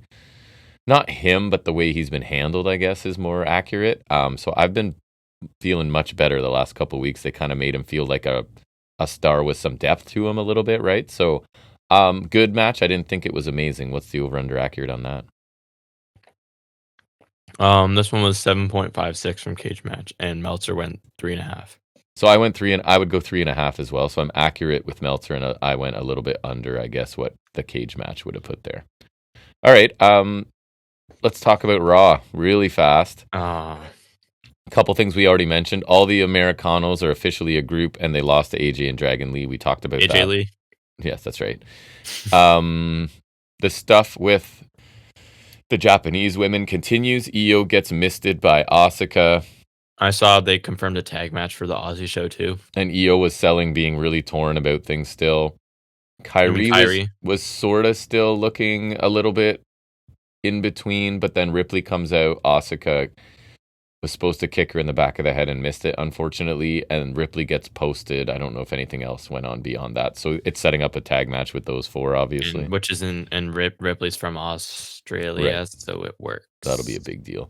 Dom gets caught trying to cheat against Rusev, and then he does cheat. I forget what the initial cheating was, but then it was a mule. I saw it, and I don't even remember what it was. And then he mule kicked him in the corner as the ref was there. And honestly, I did see that like during the entrance, Balor and McDonough came out with him, and then Balor kind of motioned for them to leave because like, oh yeah, Balor, remember Dom Yes. didn't help JD the other week, right. So this sounded to me in the bits I watched that the crowd noise was sweetened, because it was one of those where there's like a constant crowd noise, and then you look at the people in the crowd, but and it there's does nothing really it doesn't going on match yet. up unless the upper Yeah. bowl was going crazy or something, right? Remember the Thunderdome? oh Those my are the god, days. I can't even. You loved the Thunderdome, don't even. So Perez and Gonzalez, is that the right name? Mm-mm. Damn it, I thought I was right. Perez and Rodriguez take out Bailey. Lyra comes out to help, I guess, sort of.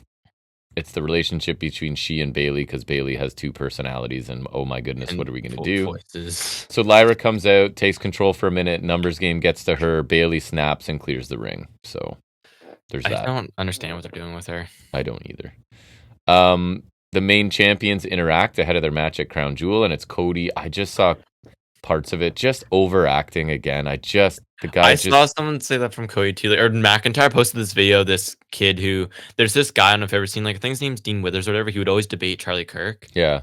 I don't know if you've seen him, No. but like there's some video of him like over exaggerating something, and it's like I think because he mentioned the name Cody, so Drew uses it as an example of Cody's exaggeration. It's really funny because Drew's great at posting, but the thing I saw from this that was funny, I think it was from this and not the SmackDown, because I think SmackDown is just the Vision versus Cody and Orton, right? Yeah. But I think it was from the Raw segment where Seth's like saying, "I'll never be your friend," or "I was never your friend, and I'll never shake your hand." As someone edits in like photos of them like teaming together War Games and him helping Cody at Mania, so they're being friends. And he like they also edit in That's funny of them shaking hands. Yeah.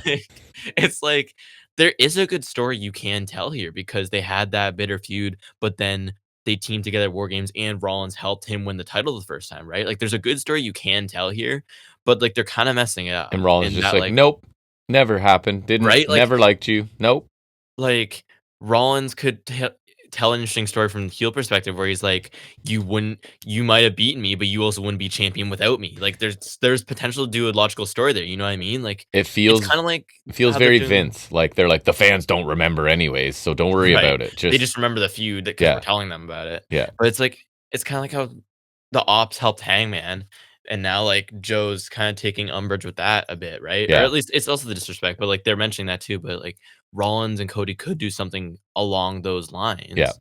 But they're not. And so I think they're kind of messing it up. I just thought it was funny because like Rollins is saying all these things and then someone put it together with things that actively contradict what he says. Yeah. I was like, dude. Yeah, Cody grates on me. Just the way he does pretty much everything. His existence just grates. Compare this to what Hangman and Joe are doing right now. It's just like the sincerity or the lack thereof is. And then it's Stratton and Vaquer, and Stratton's just basically like, I'm not letting somebody who's just become champion for 2 weeks to be whatever. That one's babyface, so that one could be a good match, but that one just lacks heat. And this one, like, I thought would be interesting because of their history, but they're kind of screwing it up.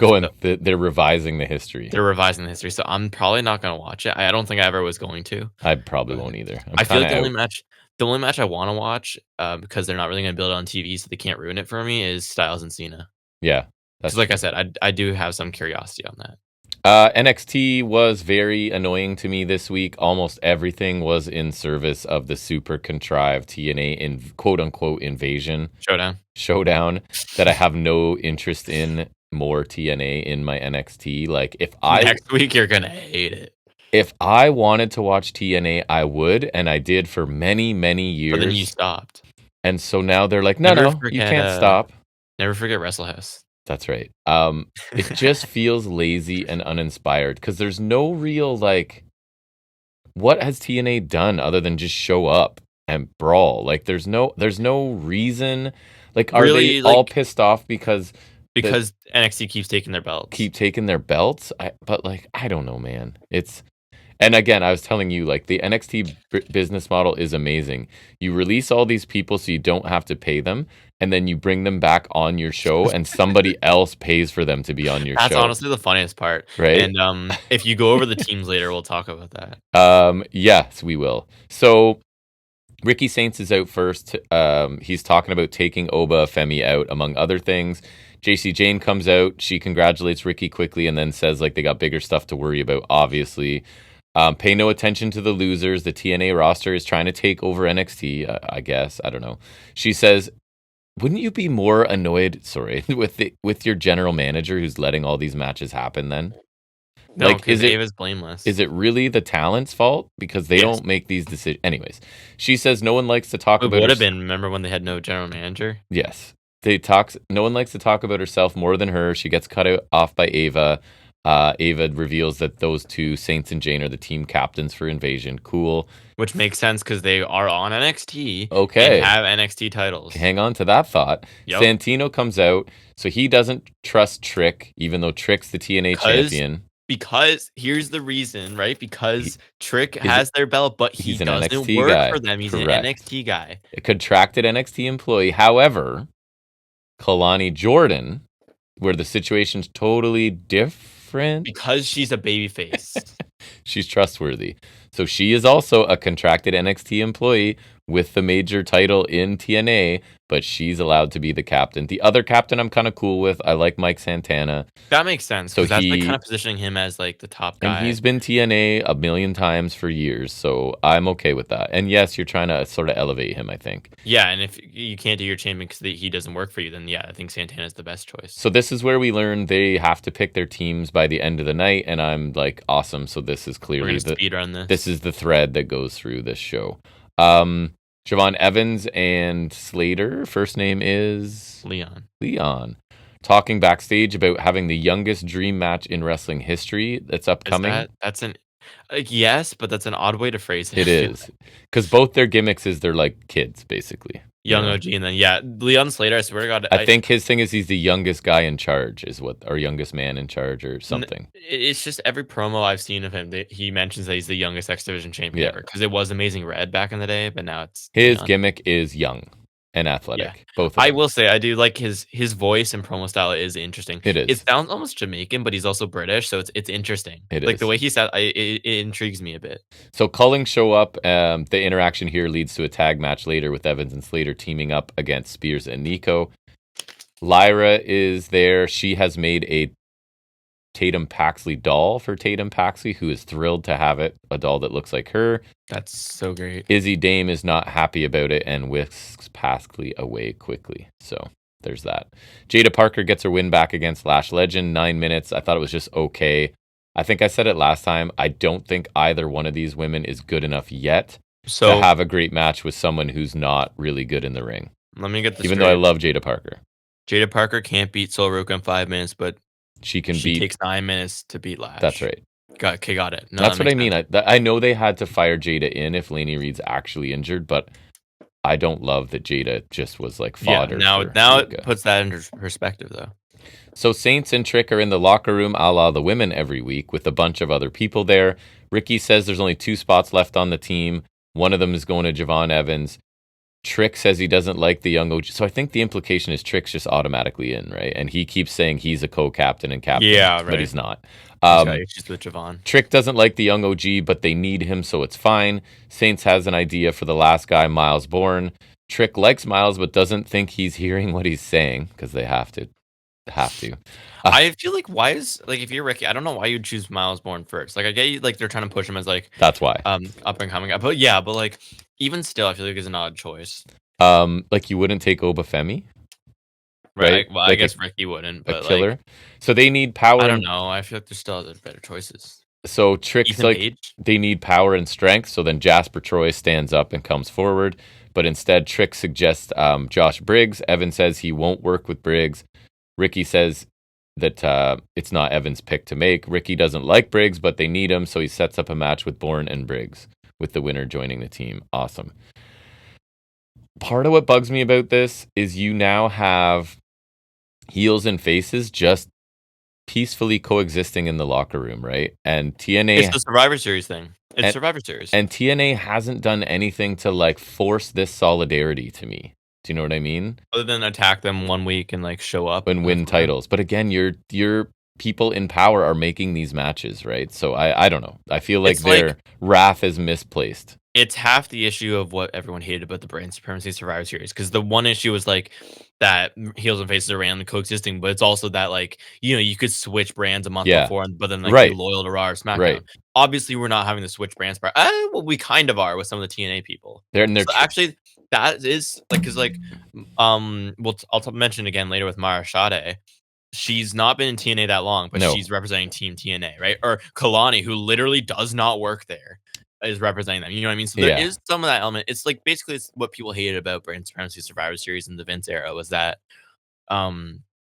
like people are just flip flopping, but then have to be loyal to that brand, and then you have these people coexisting for no reason other than like brand pride. And I guess the brand pride here works a little better when it's two different promotions. Yeah, but like you're saying, they've concocted this out of nowhere. It's like they decided a month ago that they wanted this cross promotional show and reverse engineered it from there. Yeah, I think but like didn't really want to do the work to get there. Like they didn't want to hold this off till like, what if you did this as like an end of the year PLE for both of them, right? Like since WWE doesn't usually do PLEs in December, what if you did one like mid-December so they still get Christmas off if you want, but like then you have a big PLE to end the year or something, right? But no, they wanted to rush this because either they wanted now or they really wanted something to go up against, because Dynamite just happens to be on a Tuesday next week. Or you have like I don't know, off the top of my head, like Jordan Grace wins one of your women's titles, and then she's like, ha ha ha, I'm still aligned with TNA, right? Because then your GMs don't look stupid for setting it up or whatever, and you kind of work that where somehow, or even if you waited till Joe Hendry is officially in NXT, they don't want to wait, and they win titles, and then they're like, but we're taking them back to TNA with us or whatever. I don't know. I just feel like this was lazy is the bottom line. Ethan Page in the ring to talk about how he dispatched of Tavion Heights, and he's getting ready to face Dr. Wagner III. But instead, I was happy about this arrival. He held out Dr. Wagner Jr. Sorry. He gets Mustafa Ali instead, who says he has no issues with anything Page said, but he does have an issue with what Page is holding. I do believe it's Mustafa Ali. And Mustafa Ali agrees.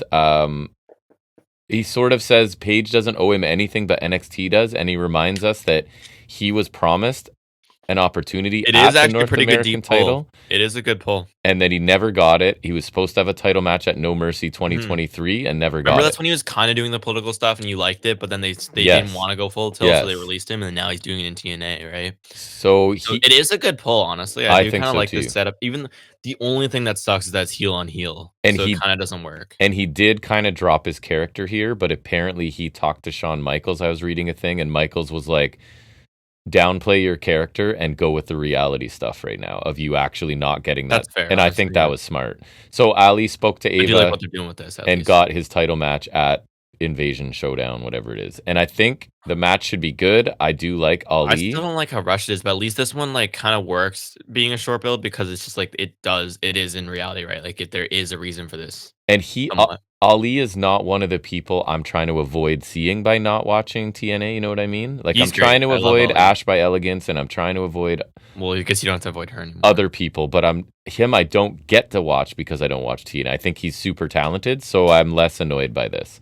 The women have a segment that is like a copy and paste of the men's segment earlier. JC Jane takes Sol Ruka because even though she doesn't like her, she's a winner. Lola Vice wants Jane to put their differences aside and pick her. Fallon Henley assumes that Jane will pick her because of loyalty. Lainey Reed shows up, says that Jane can't trust Henley. So a match is made between... She's going to try to boot her out of the faction now? Vice and Henley. And she admits that she has even the black hood or whatever, and admits that she was the one that took out... interfered in the match at, what was that, No Mercy? Is that what it was called? Yeah, you already forgot. Yeah. And then I think Zarya wants to talk to Sol Ruka privately about something, so there's that. The Hardys are coming to delete Dark State in a little segment, so I think this is good because the Hardys, like, they need that little bit of seasoning and coming to developmental, right? Being the rookies that they I was are. saying this to you. So stupid. Was it when we were on call? I think it was the other day. Yeah. Yeah. And I was like, this tag title for title match. There's you don't win in this scenario. Either Darkseid gets 2 titles and you have to deal with them more, Yep. and more TNA stuff will no doubt follow, or you have the Hardys win the NXT titles, which one is the opposite of what NXT is for. Two, then you have to watch the Hardys. Likely, What do you think happens? I think it's the Hardys Me too. because they already like months ago they yapped about wanting to win the NXT title, so they'll do that, and then finally TNA people will win the NXT Listen, titles. You know what I mean? Like the final bit of seasoning they need in NXT just to finally developmental, go just up that to the little main bit roster at before they TNA. make it big, you know? Yeah, right. And no one from TNA's won NXT belts yet, so you might as well, That's what I think. I guess, right? They're- Like, of course, logically, it's the Hardys. Yeah, I think so. Miles Bourne beat Briggs in about 10 minutes. Another young guy that needs seasoning, I think, made his way back. So Matt Cardona shows up to stop Briggs from using. At least he wasn't in NXT 5 months ago. Briggs was going to use the chain that he used last week or whenever it was. Wait, does he carry chains? He has it around his neck and he pulls it off. That's not as So he has cool. this like significantly thick chain that he can just pop off and use. That's not as cool. If you don't carry the chains, then you're not a That's star. how chains work. Bourne hits the zigzag for the win. The match was solid. Some high impact stuff. Bourne keeps his momentum going, and Briggs continues to be like the big man hand that doesn't really need to win very often. I don't need to see Cardona in 2025. But he's the complete Matt Cardona, though. So this is now a developmental company that is being overrun by veteran wrestlers from another insignificant company. It's just so boring. I don't know, man. I don't understand why they didn't do like why the partnership with TNA is only NXT. Yeah, because they're insignificant, and why would you? I guess, but like now, I don't think they want to imply that TNA is anywhere near the level of SmackDown or but Raw. then you run the risk of like this developmental logistics issue. When they own TNA, it might be different, but they don't own them yet. Right, that's why AAA is on the main roster. Once they own, that's why AAA is on the main roster. As soon as they buy TNA, which they probably will, it will be the greatest thing, whatever. But for now, it's and on par. TNA is going to be the number 2 promotion, like everyone's saying they're going to be inevitably. Exactly. Jordan Grace and Kalani summoned Joe Hendry and both TNA originals, right? And the point was that the reason they're not on either team is because they seem to have a foot in each company and no one's sure where their alliances lie. But then Kalani's on Team TNA because she is a foot in that. Right. There's no inconsistencies or problems with this program at all. It makes total sense. And they don't have a foot in both companies. Like they've appeared for both, yes, but one's contracted to TNA as the president has to keep insisting, and the other one's has NXT. been contracted to NXT for at least like most of this, at least this year, right? I think I don't like. And then Kalani is also, guess what, contracted to NXT, and I don't think has ever had a match in TNA other than the one where she happened to win the title. That is right. Lola Vice beat Fallon Henley in less than 4 minutes with a back fist. Speed match. Basically what you'd expect. Vice is on the ascent. Henley is not. It's basically just a speed match without the pressure.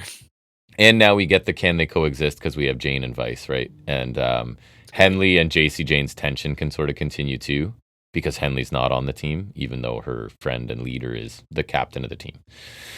Dark State respond to the Hardys, and I just didn't write anything they said. I just said they took a step back to being super generic again, because remember, there was a couple things where I was like, okay, now we're kind of getting like... James is saying weird, or he was saying weird things. We're getting their motivation. Like, they all felt like, they weren't getting their chances anywhere, so they're not waiting to be given chances anymore, but this was back to being generic. So Evans and Slater... They are a really fun tag team, I'm not going to lie. They beat the Culling in 11 minutes with 2 springboard cutters. I think they both hit double cutters.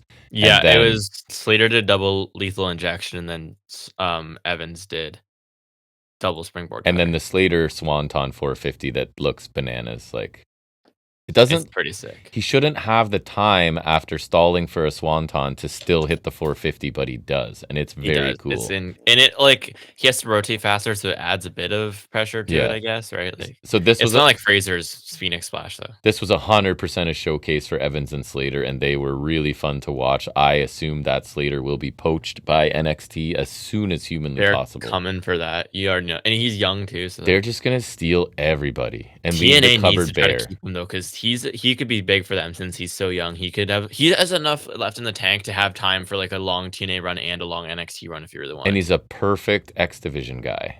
And Yeah. that their company, when I loved it, was X Division and the Knockouts Division were the two most entertaining things on that show.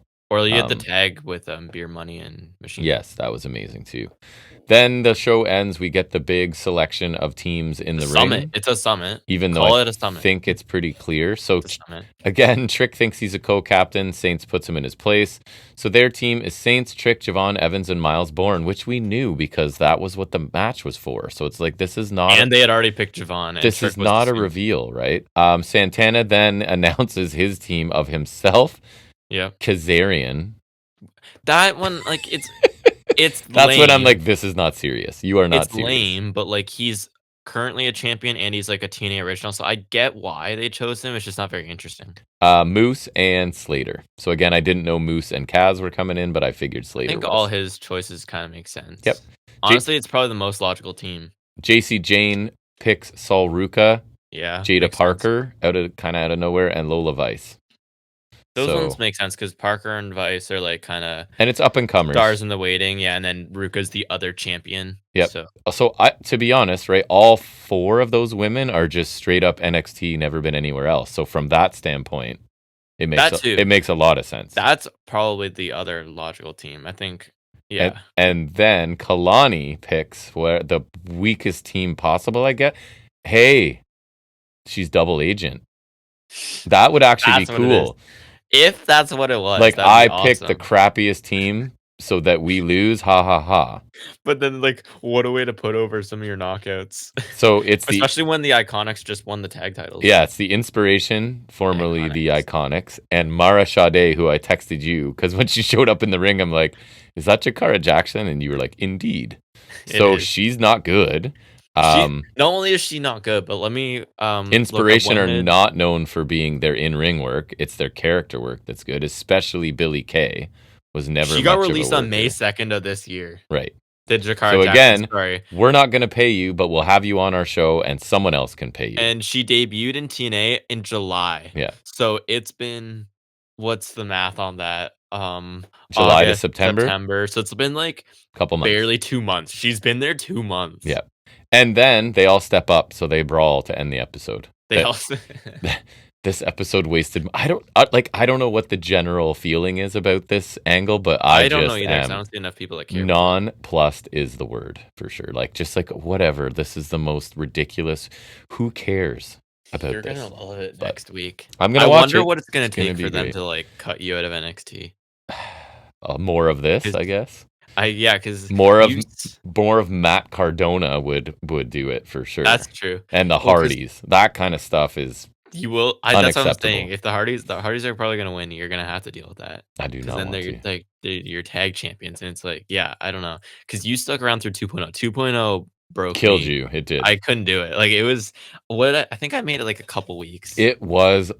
We should go back and review that at some point again. I would consider that because I think it was so bad. While we're here, I'm gonna look because I can open my Netflix tab, and because I'm pretty sure that I think we would be missing a bit 2.0 because I don't think it has any of the episodes from the 2021 year because I think that's the last year where they only had the PLEs.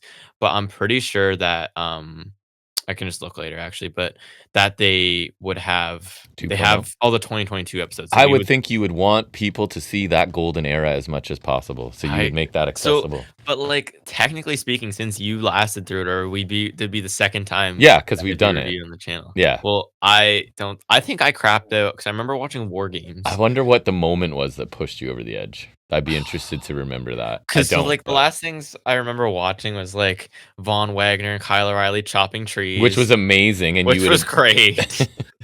I think Toxic Attraction was one of the things that really ruined it for me. Yeah. Oh, and like remember Quincy Elliott? Remember him? Yep. Um, Big remember boy. Duke Hudson gambling, Yeah. which wasn't even like the worst thing ever. I just remember that being there.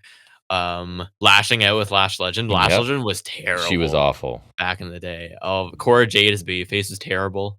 Yep. Oh, Mandy Rose and like just being there. Just Um, existing. I hated Braun Breaker initially because they just like it felt like they were shoving him down her face. Oh, they were, and he was very generic at that point. Yeah, Braun Breaker's great now, obviously. He's But good. like there was, I have to remember. Like, I don't remember what the specific moment would have been too, because I just remember it was so stupid too. Oh, Index was still a thing. Mm-hmm. Index Mm-hmm. was terrible, It but we was. hated that even in Black and Gold. So that's not even like it was just exclusively a 2.0 thing. I just remember like wasn't the main event of the first episode? Remember there was because Joe won the title, remember, from Cross, but then he vacated it for whatever reason. So remember Mm-hmm. the first 2.0 show, they had the four-way. It was supposed to be Knight, Dunn, Ciampa, and How do you O'Reilly. remember this? But then O'Reilly got taken out by Dunn and Ridge Holland backstage. So that's why Von Wagner got in. No And I recollection. remember the first Von- match on the show was Bless Braun Von Breaker's Wagner. debut. And so LA Knight wrestled twice. Remember, he wrestled Braun Breaker in Breaker's first match, and then he was in the four-way main event too. Anytime and Von Wagner spoke was appointment viewing because he is Von all-time Wagner's great. And great his promo. finisher and theme song were so generic. I hated it. He was generic as hell. It was great. He was the best though. Remember the one? Were you still around when he did the table thing? When he was at Stone's house for dinner? No, but I remember you showed me that. That was like way later. Yeah, but I remember you showing me that. good Yeah, stuff. and then you would think because this is like vacant world title main event, right? Yeah. No, it was the Index wedding.